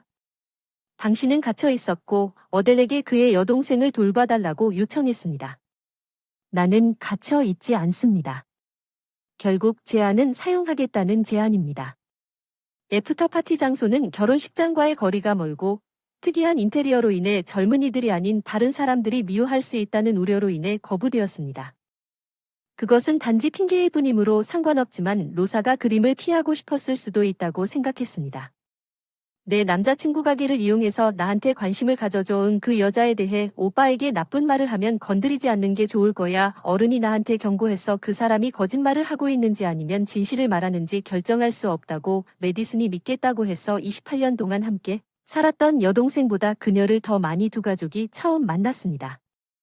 로사는 좀 세련된 프렌치 레스토랑을 예약하고 싶었고 솔직하고 부끄럽게도 어머니도 나도 프렌치 신의 라사에 대한 경험이 별로 없었습니다. 엄마와 나는 임시변통 매너에 따라 서투르게 칼과 포크를 사용했고 남자들은 전혀 같은 옛날 이야기를 알아채지 못하면서 나는 숀이 그의 딸을 사랑한다는 것을 금방 깨달았고 로스를 꼭 닮은 나탈리아는 정말 겸손하고 은은하게 배려하는 사람이었다는 것을 깨달았다. 저와 엄마가 놀란 건 로사가 자기 엄마를 거의 무시했다는 거예요. 안녕하세요. 메디슨 로서가 있나요? 여자친구 중에 갑자기 질문이 뭐죠? 그 사람이 접수원을 아시나요? 작은 사람이 아닌데 그녀가 친구라고 하더군요. 그가 말한 방식은 아마도 그녀가 최소한 로서보다 덜 매력적이라는 뜻이었을 겁니다. 로서 그녀는 대화만 하는 사람인 거 아시죠? 너 같은 남자 아빠와 인형은 엄마와 나를 무시한다. 무슨 소리를 하는 거야? 로사와 같지 않아. 이제 내가 메디슨에게 무슨 말을 하든 그 사람은 내가 질투심 때문에 하는 말이라고 생각한다고 미래의 처제를 괴롭히지 마 아니면 미래의 처제를 염탐하다 결혼식 준비가 순조롭게 진행되는 것 같고 로사는 이미 결혼 준비에 전념하기 위해 직장을 그만두었습니다. 로사는 결국 결혼식을 직접 치르고 싶었지만 어쩔 수 없이 웨딩데이가 다가오는 걸 지켜보던 중 결혼식 전날 전화가 왔다. 로사가 내 휴대폰으로 직접 전화를 걸었다. 내 전화번호를 알려준 기억은 없는데 메디슨 그녀에게 말했어야 신디에게 내일 결혼식과 피로연에 관해 말했어야 했는데 당신은 가족에게 불명예스러운 사람이니까 참석하지 않을 수 있겠습니까? 우리는 거기 가난한 사람들이 있기를 원하지 않습니다. 당신이 와도 자리가 없을 것입니다. 나는 얼어붙었습니다. 그녀의 갑작스럽고 잔인한 말의 내용으로 인해 그녀는 도대체 무슨 말을 하고 있었습니까? 나는 참석할 준비를 하고 있었고 분노보다 충격에 더 반응할 말을 찾기 전에 통화가 끊어졌습니다. 결혼식에 무슨 일이 일어나고 있는지 메디슨에게 전화했어요. 여동생이 결혼식이나 피로연에 참석하는 것이 허락되지 않는다는 것은 상상할 수 없는 일이죠. 메디슨도 그렇게 생각할 거예요. 메디슨은 직장에 있어서 연락하기가 힘들어서 제가 마침내 그를 붙잡았을 때 그는 말했습니다. 미안하지만 넌 로사를 먹었지. 그렇지 않니? 내가 그녀를 싫어했다는 것을 부정할 수 없었기 때문에 나는 조금 혀에 묶여 있었다. 로사는 그녀의 여동생에게 미움을 느낀다고 말하고 당신이 원하지 않으면 당신이 오는 것을 원하지 않는다고 말했습니다. 좋아하는 사람한테 표면적으로 축하받는 게 괴롭다고 진짜 울고 있잖아. 약을 믿다니 어이가 없구나. 이 약에게 아무 말도 못하겠느냐. 엄마와 나는 서로 쳐다보는데 그 순간 초인종이 울렸다. 깜짝. 손님이 왔다고 알리는데 문 앞에는 나탈리아가 서 있었습니다. 딸아이가 통화하는 소리가 들렸습니다. 어이가 없다고 생각했습니다. 귀찮게 해서 죄송합니다. 교묘하게 입구에서 절을 하고 있는 나탈리아를 집 안으로 초대하여 말을 들어주었습니다. 그 아이 엄마가 이런 말 하는 게 이상한 건 알지만 무서운 아이예요. 저를 무시해요. 남편이 시키는 대로만 하고 아무것도 안 들어요. 제가 말하는 건 정말 오랜만이에요. 나탈리아 아파 보이면서도 단호한 목소리로 말함 3살 때 처음 알아차렸음. 그냥 화장만 만지고 있어서 실수로 입에 넣으면 끔찍할 것 같다고 혼났는데 울지도 않고 노려보기만 한 남편이 집에 오자 반항적인 눈으로 나에게 달려갔다. 남편은 다리를 붙잡고 입구로 달려가 무슨 일이냐고 묻자 눈물을 흘렸다. 나는 로사가 화장을 망쳤다고 꾸짖었다고 말했다. 남편은 그녀를 데리러 고작 3살인데 그냥 늙었다고 말했다. 로사가 나를 바라보며 의기양양하게 미소를 지었을 때 나는 그 이야기를 듣고 뼈가 으스러졌다. 그녀가 3살 때부터 외모를 이용해 남자들을 조종해 그녀를 보호하고 싶어 했다는 사실을 믿을 수가 없었다. 나탈리아에 따르면 로사는 남자들과 잘 어울릴 뿐만 아니라 권력 있는 여자를 설득하는 데도 능숙했다.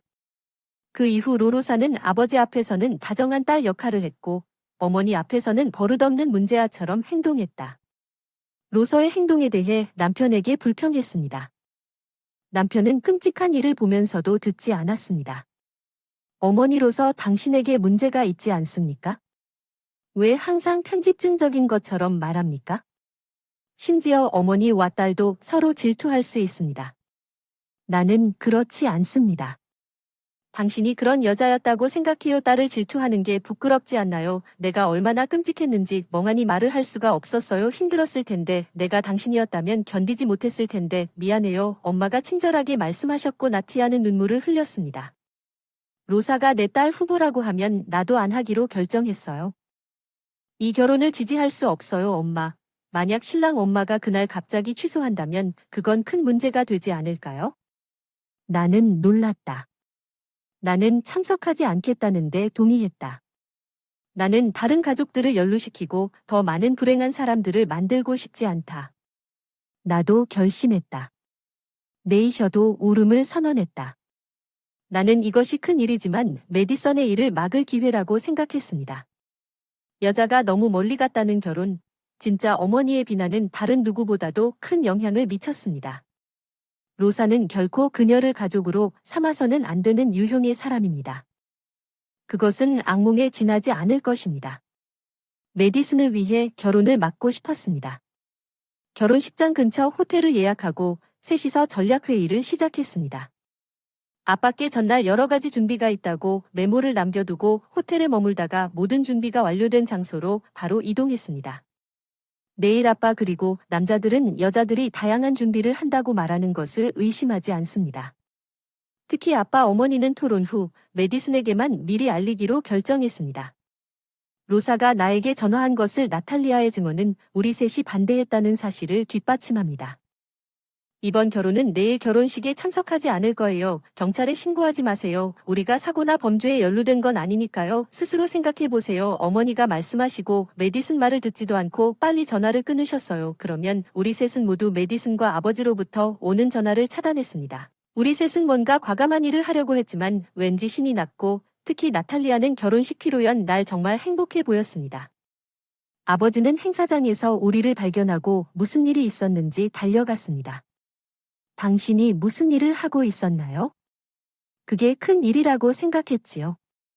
물론 어머니와 신부의 여동생이 결혼식에 나타나지 않으면 큰 문제가 될 거예요.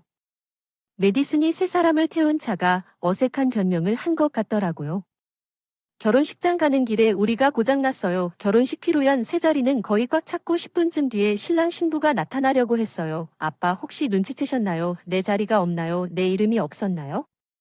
어제 로사가 전화해서 나 같은 가난한 사람은 집에 망신이 될 거라고 해서 오지 말았어야 했는데 아버지가 거기 서 계시니까 애초에 나를 위해 자리를 마련할 생각은 없었던 것 같다.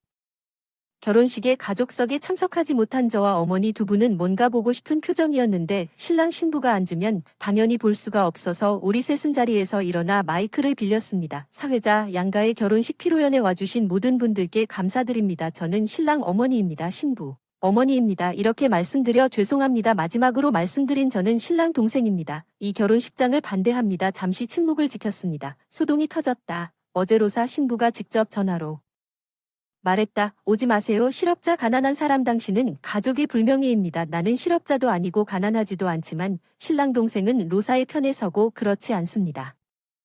믿기지 않네요.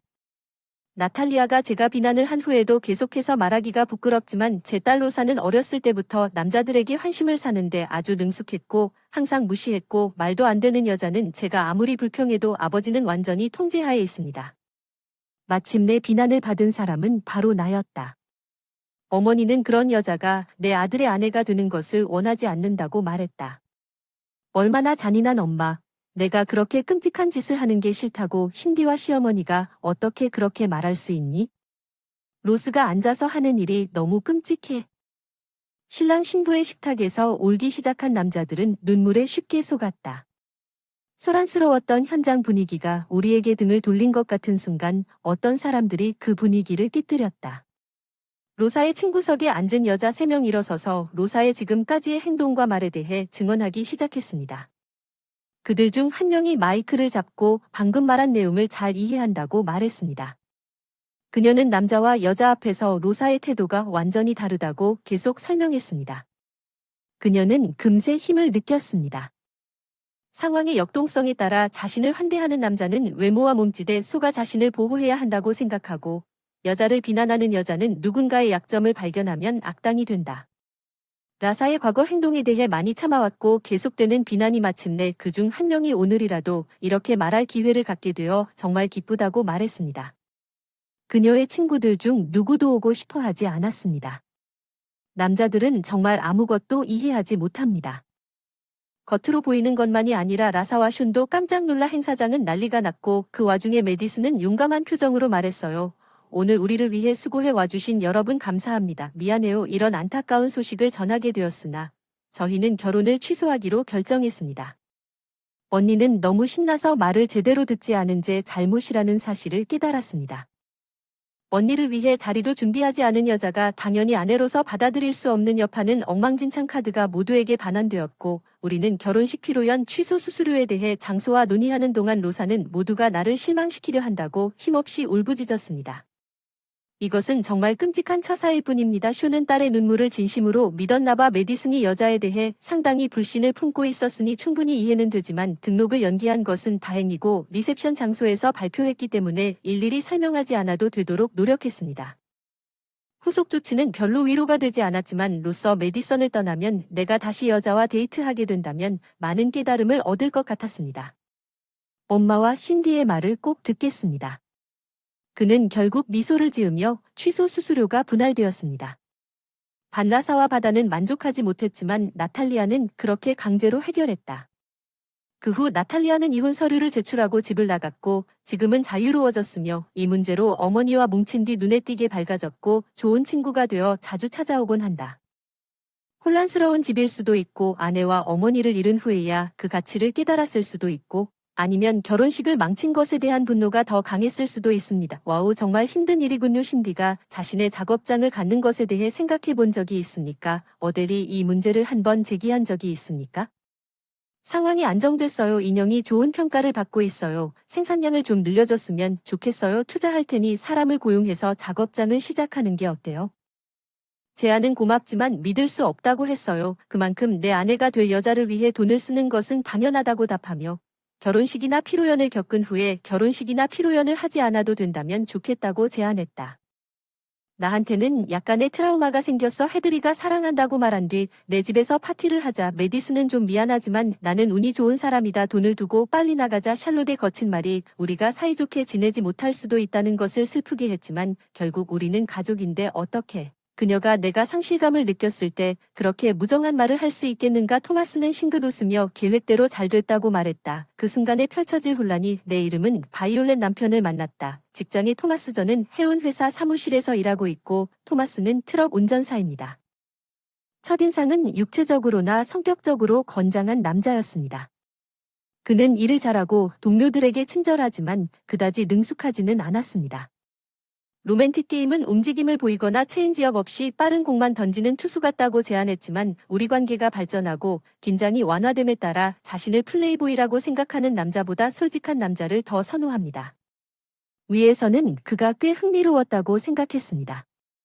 그가 나에게 준 안정감은 내가 의지할 수 있다는 것이었습니다. 우리는 결혼했고 두 자녀를 두는 축복을 받았습니다. 우리 아들과 딸은 이사를 나가서 혼자 살고 있습니다. 이제 토마스 아빠와 나는 큰 집에 살고 있습니다. 엄마가 돌아가신 지 5년 이전의 질병으로 인해 타머스와 나는 여전히 같은 운송회사에서 함께 일하고 있습니다. 타머스는 감독관으로 승진하여 이제 파견을 담당하고 있습니다. 우리는 행복한 결혼 생활을 했지만 한 가지 걱정은 내 동생이었습니다. 제이슨 아빠는 제이슨에 대해 온화합니다. 제이슨은 꿈을 꾸고 있었습니다. 10대 때부터 록 가수였던 그는 여전히 자신의 꿈인 포미도르를 쫓고 있으며 나이에 상관없이 나는 누구라도 꿈을 쫓는 것을 막지 않을 것입니다. 하지만 돈이 떨어지면 아빠에게 빌리고 아빠는 그에게 돈을 빌려줍니다. 아빠가 돈을 빌려주는 것은 괜찮지만 그 사람이 당신에게 돈을 갚은 적이 있습니까? 바이올렛 돈을 빌려줄 때는 줄 의도로 해야 합니다. 즉, 돈을 돌려받을 것이라고 기대해서는 안 된다는 뜻이지만 제이슨은 어떻게든 돈을 벌 수 있을 것이라고 생각합니다. 그는 인생을 과소평가하고 있습니다. 도전은 그리 위험하지 않나. 어렸을 때 소설가를 꿈꿨는데 빅토리아 부모님이 결혼하려면 안정적인 직업이 필요하다고 해서 꿈을 포기하고 결혼을 선택했습니다. 결혼한 것을 후회하지는 않지만 아빠의 젊은 시절 이야기를 처음 들어보았던 꿈을 포기한 게 정말 후회스럽기 때문에 제이슨의 꿈을 응원해주고 싶은데 제이슨이 그렇게 노력하는 것 같지는 않은데 과연 제이슨이 그 꿈을 이룰 수 있을 거라고 생각하시나요?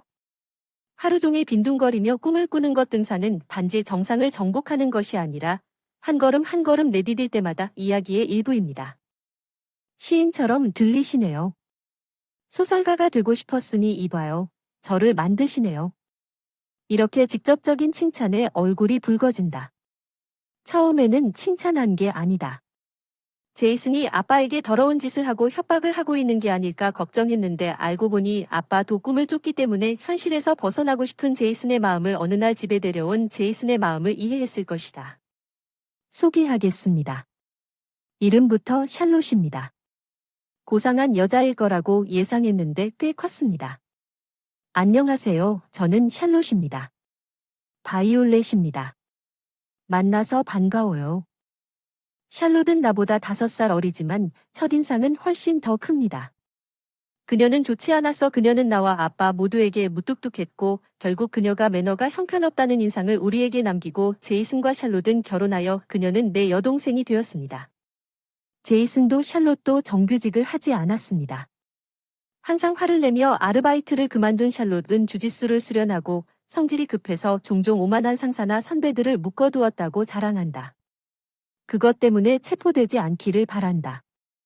제이슨은 자랑하지 않은 이야기를 자랑한다. 무례한 상사에게 박치기를 하는 것과 같은 두 가지 이야기 같은 가치가 있다.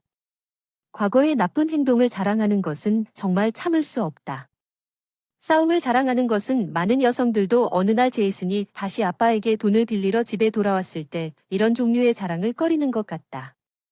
그리고 마침내 제이슨한테 말했지. 넌 일하는데 왜 돈이 없니? 내가 카드 넣는 걸 잊어버렸다고 공장장이랑 말다툼을 했어. 직장 내 괴롭힘이라고 했더니 또 소리 지르니까 졌어.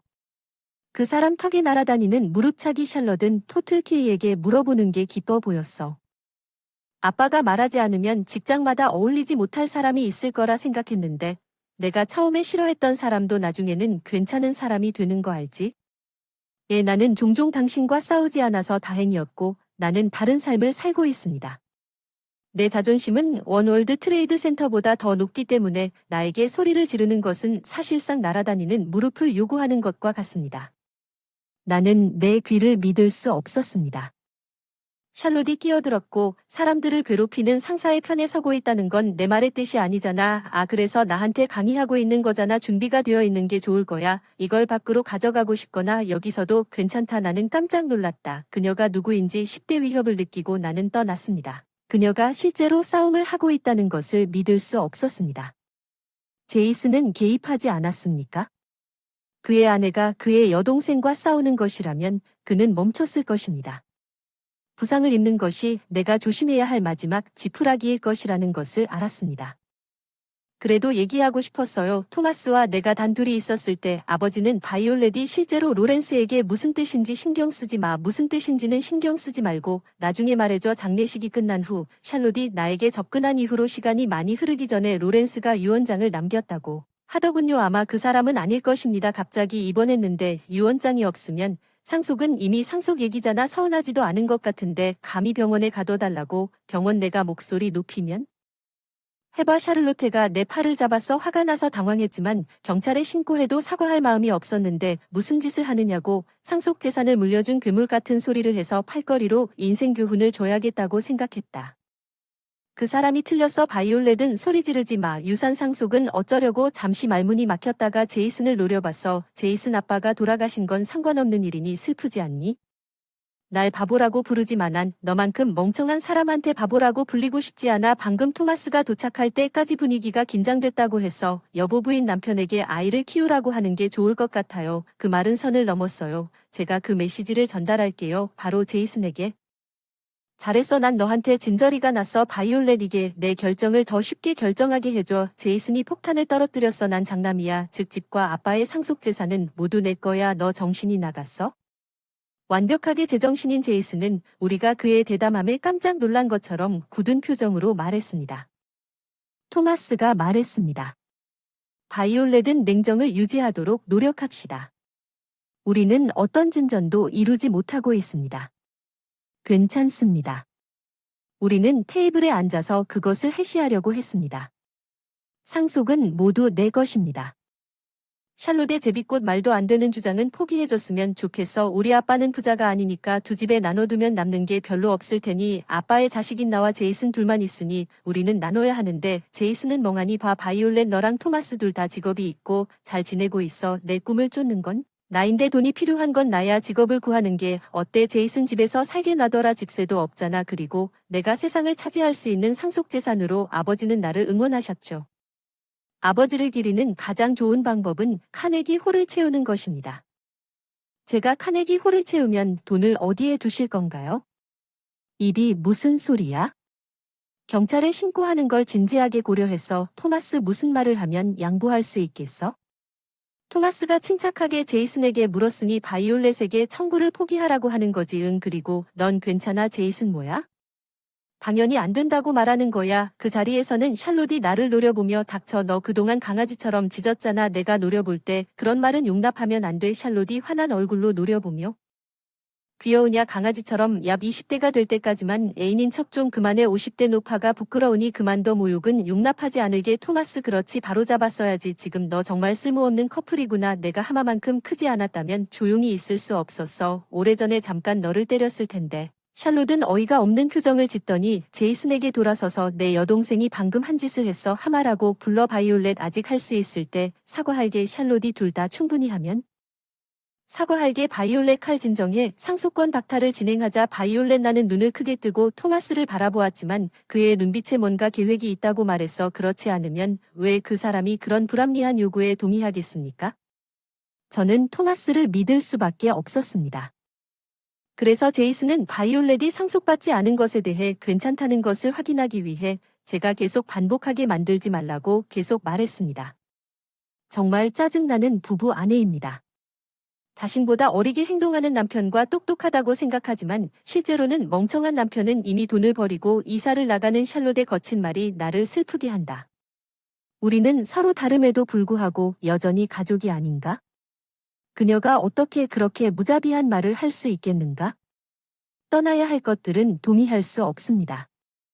곧 새로운 장소를 찾을 것이지만 소지품이 있으니 시간이 너무 오래 걸리면 조금만 더 시간을 주십시오. 모든 것을 밖에 던져 놓을 테니 시도해보고 경찰에 신고하겠습니다. 경찰에 대해 말하면 겁날 것 같아요. 날 체포하고 싶다면 해병대에 전화하는 게 두렵지 않아요. 분노를 참지 못하고 밖으로 나갔죠. 아빠에게도 잘못이 있는 건 아닐까 궁금해요. 토마스는 당황한 내 말에 미소를 지었습니다. 계획대로 됐어요. 성공했어요. 저축으로 감사하게 만드는 순간들 저축이 있어서 빚이 없어도 돈을 빌릴 필요가 없어요. 여전히 상당한 월 지출이 있어요. 임대료 공과금 식품세 더 많은 빚을 지게 되면 당연히 일이 더 힘들어질 거예요. 제가 항상 해왔던 일을요. 내가 구입한 것에 대해 대출금을 전액 지불하고 매달 조금씩 저축하는 것을 피하는 것이 중요합니다. 이런 종류의 노력은 긴급 상황이 발생할 때 우리가 얽매이지 않을 것이라는 것을 의미합니다. 아마도 제이슨은 충동적으로 생활하고 외출할 때 나쁜 본보기를 세웠을 것입니다. 그가 저축한 돈을 모두 잃었고 빚을 졌다는 건 제이슨 때문에 그래 그게 더욱 용서할 수 없게 만들었을지도 모르지 그 부부가 아빠의 수명을 단축시켰을지도 모르지 당신은 완전히 옳지는 않지만 당신은 가까웠어요. 토마스가 나에게 더 충격적인 말을 샬롯이 소리쳤어요. 아빠. 뒤에서 큰 소리를 내며 두 손으로 그를 밀쳤어요. 그것은 단지 일회적인 장난이 아니었습니다. 아빠는 그것이 심장마비를 일으키려는 시도라고 두려워하기 시작했고 제이슨이 돈을 빌리러 왔을 때 아무 말도 할 수 없었습니다. 즉, 로렌스는 당신이 얻는 자산보다 훨씬 더 많은 부채를 가지고 있었다는 뜻입니다. 당신이 설정하지 않았습니까? 무슨 말을 하는 겁니까? 멍청하게 굴지마 아빠 유산은 없어 그냥 빚만 알았지. 그렇지 압록만으로 끝날 줄은 몰랐지. 목조르기 준비 태연하게 휴대폰을 꺼냈어. 안녕 이거야? 경찰 뭐 하는 거야? 샬럿이 내 전화기를 움켜쥐고 꺼버렸어. 바이올렛 어떻게 이 일에 책임을 질 건데 토마스가 제이슨을 개입시켜서 상속권을 포기해도 괜찮은지 여러 번 물었던 기억이 나니까 빚에 빠져있다는 걸 알았을 텐데 그렇지 않았어 난. 제이슨이 돈이 필요할 때마다 로렌스가 별 생각 없이 돈을 빌려주곤 했을지 전혀 몰랐지. 그는 아무것도 아닌 것처럼 큰 액수를 내줘서 로렌스가 잘 지내고 있을 거라 생각했어. 제이슨은 샬롯이 좋은 시도를 끼어들었을 때 할 말을 잃었지만 넌 이 문제에서 벗어나려고 애쓰지 않을 테니 우리가 빚을 물려받았으니 두 분은 이에 대해 조치를 취해야 합니다. 당신은 내 배우자에 대해 어떤 책임을 말하고 있는 건가요? 저는 이것에 대해 어떤 책임도 지지 않습니다. 이봐 당신은 이에 대해 뭔가를 할 건가요? 아니면 위협하지 않을 건가요? 나한테는 효과가 없을 거예요. 아니면 세 번째 연극을 위해 모든 것을 준비해야 할까요? 무슨 일이 있었는지 모든 세부 사항을 공유하겠습니다. 제이슨 괜찮으세요? 제가 알면 아빠가 제이슨에게 돈을 주기 위해 빚을 졌다는 걸 제가 어떻게 알 수 있겠습니까? 막았을 텐데 아빠의 생명을 단축했다는 걸 알고 계셨나요? 응답할 수 없었습니다. 나한테 손을 얹거나 강요하면 감옥이야. 내 위협은 소용없어. 넌 45살이고 무슨 고등학교 불량배처럼 말하네. 샬롯은 희죽희죽 웃더니 다시 토마스를 쳐다보더라고. 잠깐만 그 대사가 말하자마자 나를 겨냥한 거였어. 넌 강요해. 나 강요는 심각한 범죄야. 보호관찰 안 받을 거 알잖아 바보야 판사야. 이제 어떤 범죄에 보호관찰이 적용되는지 결정하는 게 복잡해. 아무것도 모르면서 헛소리하지 마. 샬롯의 형을 보고 토마스가 제이슨으로 변한 제이슨 괜찮니? 이것으로. 샬롯 잠깐만 닥치라고 하는데 샬롯의 위협적인 눈빛에 뭔가 위험한 느낌이 들어서 싸우고 싶으면 밖에서 하라고 했어. 우리 집에서는 안 해줄 테니 일단 돌아가자. 제이슨이 복도로 나갔다. 샬롯이 따라왔다. 나는 재빨리 문을 닫고 잠갔다. 그들의 말다툼 소리는 들렸지만 동네에 소란을 일으킬까 더 걱정됐다. 방금 나한테 닥치라고 했다면 어떡할 건데?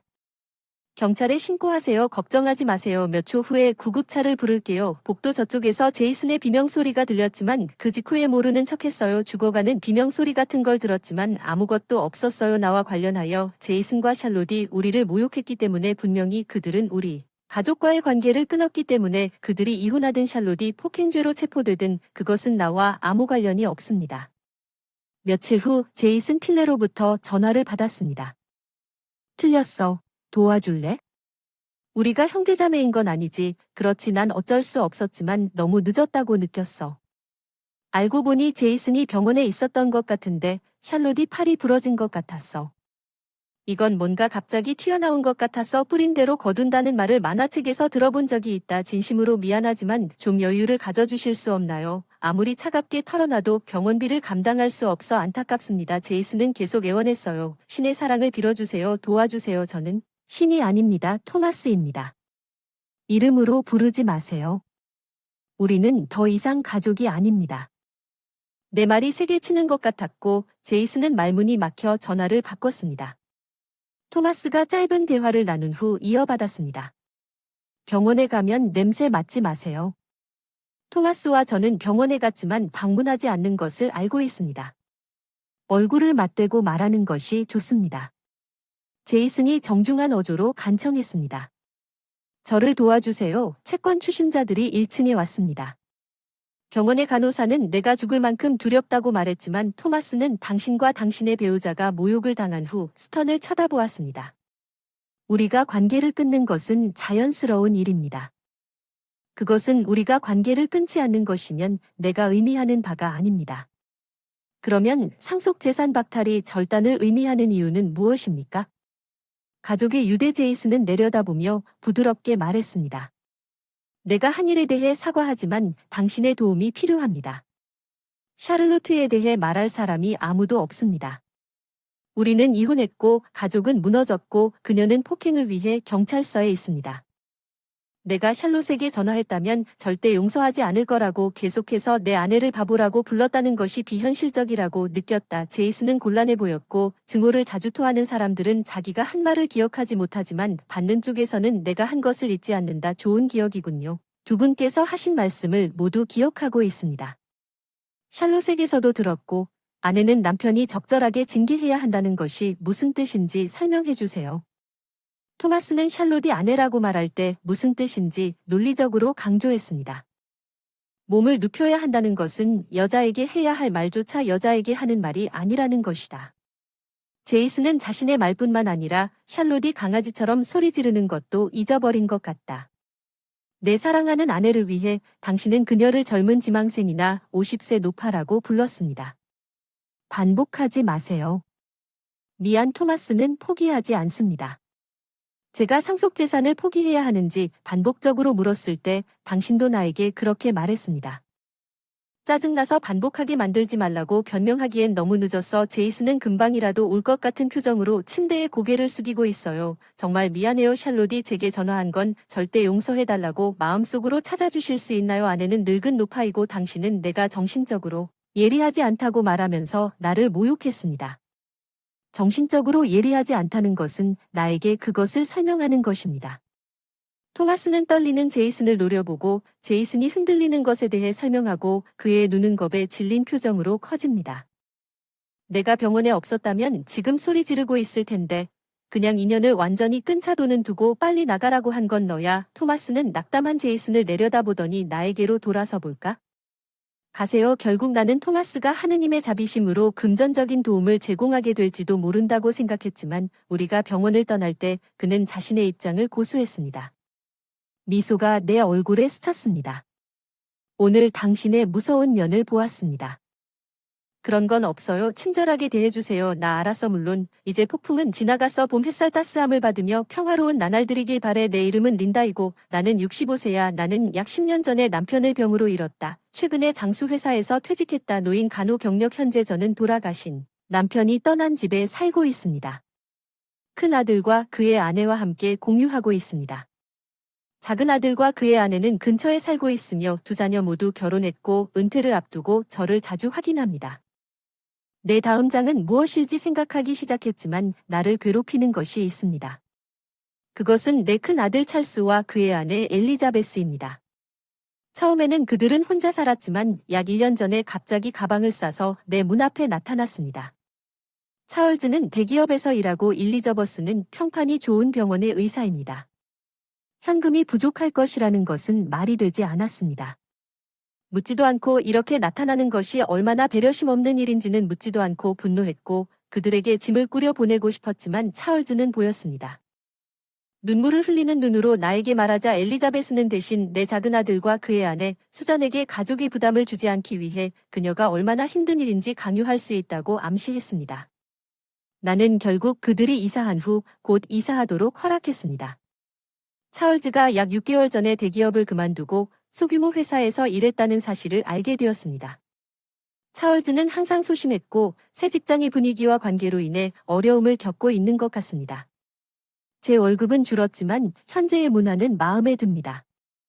후회하진 않지만 찰스 엘리자베스의 말에 따르면 전직 후 태도가 더 나빠져서 욕설을 할 정도였다고 한다.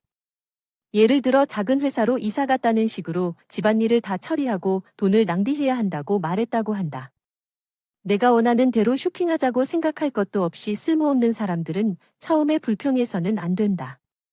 찰스는 그녀의 요구를 모두 들어주려고 노력했지만 일과 집안일을 병행하는 것은 그에게 너무 벅찼다. 지친 찰스는 그녀에게 더 이상 감당할 수 없다고 말했고 그녀는 제안했다. 그럼 내 어머니와 함께 살자. 그녀는 간병인이었어. 우리를 쉽게 돌볼 수 있었어. 나는 엘리자베스에게 화가 났을 뿐만 아니라 찰스와 처음 결혼했을 때 엘리자베스가 이렇지 않았다는데 동의한 찰스에게 실망해서 그녀는 새로 태어난 의사였어. 에너지가 넘치고 아내로서 그리고 의사로서 최선을 다할 것이라는 희망으로 가득 차 있습니다. 이렇게 좋은 여성이 내 아들과 결혼하는 것을 보니 남모르게 기뻤습니다. 사람들이 이렇게 많이 바뀌었나요? 찰스가 정말 그런 사람인지 궁금하지 않을 수 없었습니다. 아내의 행동이 변한 이유 린다 당신은 간병인이었지만 음식의 계절이 너무 심하지 않습니까? 엘리자베스는 어떤 이유에서인지 식사를 조사하면서 이렇게 말합니다. 엘리자베스는 간병을 낮은 수준의 직업으로 여기고 조롱하는 경향이 있습니다. 그러고 보니 그 사람도 청소나 공장일 같은 다른 일에 편견을 갖고 있는 것 같더라고요. 그런 일도 명예롭지 않은 듯이요. 저는 먹지 않아도 된다며 웃으며 음식을 치우려 했어요. 엘리자베스 컷날 거야. 나 힘든 일이 있어. 음식이 맛이 없어도 영양분을 섭취해야 한다. 그녀는 매번 그것을 먹지만 여전히 불평한다. 찰스는 엘리자베스와 대화하는 동안 어색하게 바라볼 뿐이다. 엘리자베스는 바쁜 업무 일정으로 인해 점점 더 요구가 많아진다. 내가 요리하는 동안 다른 메뉴를 요구하거나 세탁물을 손으로 세탁하라고 주장하는 것과 같은 그녀의 요구는 끝이 없습니다. 엘리자베스에 대해 이야기하는데 많은 관심을 기울이는 것이 아니라 다가오는 가족 모임에 참석하십니까? 그것은 내 조카가 들어오는 것을 축하하기 위한 것입니다. 의과대학 사람들은 당신이 의사가 되는 것을 좋아하고 내가 대화를 주도하는 것은 내 조카뿐이고 내 동생은 성대한 축하를 원합니다. 그들이 현직 의사의 말을 듣고 싶어 한다는 것을 알게 되었습니다. 멋진 레스토랑 맞아요. 재미있을 것 같아요. 엘리자베스는 정말 신나요. 아마 휴대전화로 레스토랑을 검색할 거예요. 엘리자베스의 냉소적인 발언이 계속됩니다. 평소처럼 옷을 입지 마세요. 린다 당신은 저급 간병일을 한 후 연금으로 생활해야 합니다. 나는 당황하고 싶지 않을 텐데 그건 좀 너무한 일이야. 찰스가 마침내 끼어들었지만 엘리자베스의 눈부신 빛이 그를 침묵시켰다. 나는 내 동생이 그녀를 원했기 때문에 엘리자베스를 초대했을 뿐이지만 순조롭게 진행되기를 바랍니다. 나는 찰스와 엘리자베스에게 지친 느낌으로 한숨을 내쉬었습니다. 가족들이 모이는 날 다른 아들과 그의 아내가 저를 태워다 주겠다고 제안했습니다. 린더 저번에 저녁 파티가 너무 즐거웠기에 감사합니다. 다음번에는 작은 아들의 아내인 수전이 웃으며 인사해드리고 싶습니다. 나는 최근에 내 큰 아들과 작은 아들들과 그들의 배우자를 저녁 파티에 초대했습니다. 흥미롭게도 일리저버스가 전화로 그 행사가 지루하다고 말했지만 마지막 순간에 취소했다는 것에 대해 수전의 의견은 아마도 감사하다는 뜻일 것입니다. 의논할 중요한 일이 즐거우셨다니 기쁘네요. 미소를 지으며 말했습니다. 훈련 중이라면 엘리자베스가 우리 대화에 뛰어들었습니다. 세인트 랍스터로 만들어 보세요. 엘리자베스 잠깐만요. 저는 린다와 통화 중이었습니다. 수잔 처클스 엘리자베스는 휴대폰 조임 장치를 만지작거리고 있었습니다. 그녀의 뺨은 확실히 화가 났어요. 웃음을 억제하고 있던 우리 작은 아들 크리스토퍼가 차문을 열고 눈에 띄게 짜증이 난 엘리자베스 겟슨 린다 당신은 항상 손이 바쁘지 않나요? 나는 수잔의 고급 레스토랑에서 하는 말에 라이 미소를 지었습니다. 향하는 곳은 내 동생이 관리하는데 오늘은 우리만 예약되어 있어 직원이 이끄는 이 넓은 홀에 들어갑니다. 조카 제이선과 그의 부모님이 나를 발견하고 린더 이모에게 오세요. 공부 열심히 해서 봤는데 행복해 보여요. 대학 입학 축하해. 힘들겠지만 힘내세요. 나는 엘리자베스와 결혼 초기의 이미지에 유쾌하게 대답하는 제이슨에게 눈을 가늘게 떴습니다. 이렇게 귀여운 얼굴도 있구나. 아, 넌 유명세 주니어인가봐. 내가 들은 바로는 현직 의사 엘리자베스야. 만나서 반가워요. 휴대폰 작업에 바빴던 엘리자베스가 나를 밀어내고 크리스토퍼와 수잔과의 대화를 방해했습니다. 내가 비틀거리는 동안 날 안정시켜줘. 찰스 엘리자베스가 궤도에서 벗어나지 않도록 계속 지켜봐. 크리스토퍼가 조언에 미안해. 둘 다 고맙다. 찰스 너도 재미를 위해 여기 왔으니 마음을 가다듬자. 모두 함께 음식을 즐기자. 내 마른 긴장을 풀어. 찰스 곧 음식이 도착하고 우리는 모두 가족으로서 함께 즐거운 시간을 보냅니다. 와, 당신의 노고가 정말 성과를 거두었군요. 축하합니다. 수다를 떨면서도 계속 이야기를 나누세요. 다른 친척이 제이슨을 축하합니다. 감사합니다. 여러 번 시도해 볼 수 있게 해주신 부모님 덕분입니다. 제이슨의 말에 자랑스러운 반응을 보일 수 있도록 최선을 다하겠습니다. 와인을 들이키던 엘리자베스가 그에게 다가가서 여러 번 훈련을 받았습니다. 나는 첫 시도에 명문의과대학에 들어갔고 지금도 사람들은 나를 훌륭하다고 봅니다. 엘리자베스의 얼굴은 빨개졌습니다. 분명 술에 취한 게 분명해. 뒤에 있는 찰스가 그녀의 팔을 잡아당겨 말리려 하지만 축하 행사에서 소용없었다. 예상치 못한 말에 조카의 표정이 굳어졌고 근처의 친척들은 엘리자베스가 여러 번의 시도에도 여전히 유쾌하게 잘 지나가고 있다. 최선을 다해 당신은 그다지 재능이 있어 보이지도 않고 아마도 공부를 계속할 수도 없을 것입니다. 더 이상 참을 수 없습니다. 나는 그녀에게 달려가서 엘리자베스를 꾸짖습니다. 취한 상태라도 엘리자베스에게 사과하는 것만으로도 충분합니다. 마침내 주변 사람들의 시선을 눈치채고 후회하는 대신 그녀는 나에게 반격을 가한다.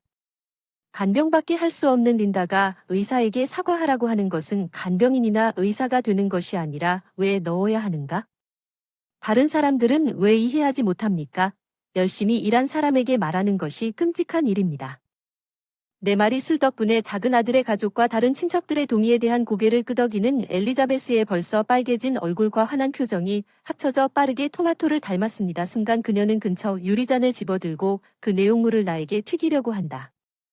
나는 겁에 질린 수잔이 나를 향해 달려오는 것을 보고 본능적으로 눈을 감았다. 멈춰라. 한 남자가 엘리자베스의 손을 붙잡고 그녀를 멈추다 군중이 신사입구에서 중얼거린다. 내 또래의 그를 알아본 나는 CL 제임스를 외쳤다. 늦어서 미안하다. 린다. 수잔은 안도의 한숨을 쉬었고 그녀는 나를 걱정하는 것을 알 수 있었다. 여전히 분노한 표정으로 떨고 있다. 엘리자베스는 너도 상대적인 사람이라고 소리친다. 제임스는 엘리자베스의 손을 잡으려고 한다. 불쌍한 눈으로 그녀를 바라보며 놀랍다고 말합니다. 당신 같은 사람이 의사라면 당신이 해야 할 일은 앞으로의 어려움에서 그를 격려하고 지지하는 것입니다.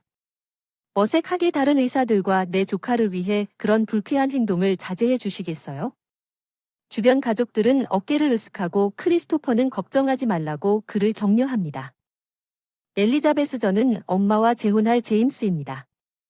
레마는 크리스토퍼의 말에 충격을 받았습니다. 찰스는 당신이 갑자기 저녁 식사에 참석하지 않기로 결정했다는 것을 기억하고 그때 우리가 그를 소개했다고 설명합니다. 이제 그 사람은 사실상 가족이니까 오늘 초대받았어요. 엘리자베스가 소리 지릅니다. 나는 이에 대해 듣지 못했습니다. 큰아들은 우리가 당신에게 말했었다고 대답하고 어깨를 으쓱했습니다. 결국 엘리자베스는 진지하게 콧방귀를 뀌었습니다. 당신은 당신 나이에 재혼하는 게 아니군요. 장담컨대 당신의 파트너는 린다가 연금으로 생활하는 것과 똑같을 것입니다. 린다의 집을 찰스에게 주는 게 어때요? 그 집은 그녀에게 너무 좋습니다. 어쨌든 당신이 떠나서 새 집과 함께 값싼 아파트에서 사는 것처럼 연금 수령자가 파산했습니다. 내 인생에서 처음으로 배우자. 나는 화가 나서 말문이 막혔다. 주먹을 흔들었다. 그녀가 나를 조롱하는 것은 용납할 수 있지만 남은 인생을 나와 함께 보내기로 동의한 제임스를 모욕하는 것은 용납할 수 없다. 엘리자베스 제임스가 그 형제라는 것을 모르느냐? 당신이 일하는 병원 원장의 수잔, 엘리자베스의 폭언이 시작된 이후로 창백했던 수잔이 제임스의 정체를 드러냈습니다. 잠깐만요. 내 원장의 형은 어이가 없어. 엘리자베스가 제임스로부터 라이 미소를 받았습니다. 나는 단지 겸손한 마을 의사일 뿐입니다. 나는 고위 직위가 없습니다. 내 동생은 린다와 내 동생에게서 당신이 실력에도 불구하고 환자에게 무례하고 당신에 대한 불만이 많은 문제아라고 들었습니다. 버즈가 즉시 지친 것처럼 엘리자베스의 얼굴이 창백해졌습니다. 제임스는 겸손하게 자신의 업적을 과소평가했습니다. 그는 존경받는 의사였습니다. 큰 병원에서 나와 개인 진료를 시작한 사람입니다. 내 친척 중 상당수가 그의 환자이며 그는 잘 알려져 있습니다. 동의의 중얼거림이 군중 사이에 파급됩니다.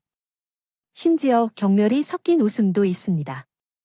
일리저버스는 눈에 띄게 디스터브드가 수석 의사이자 의료 전문가로서 전화기를 떨어뜨립니다.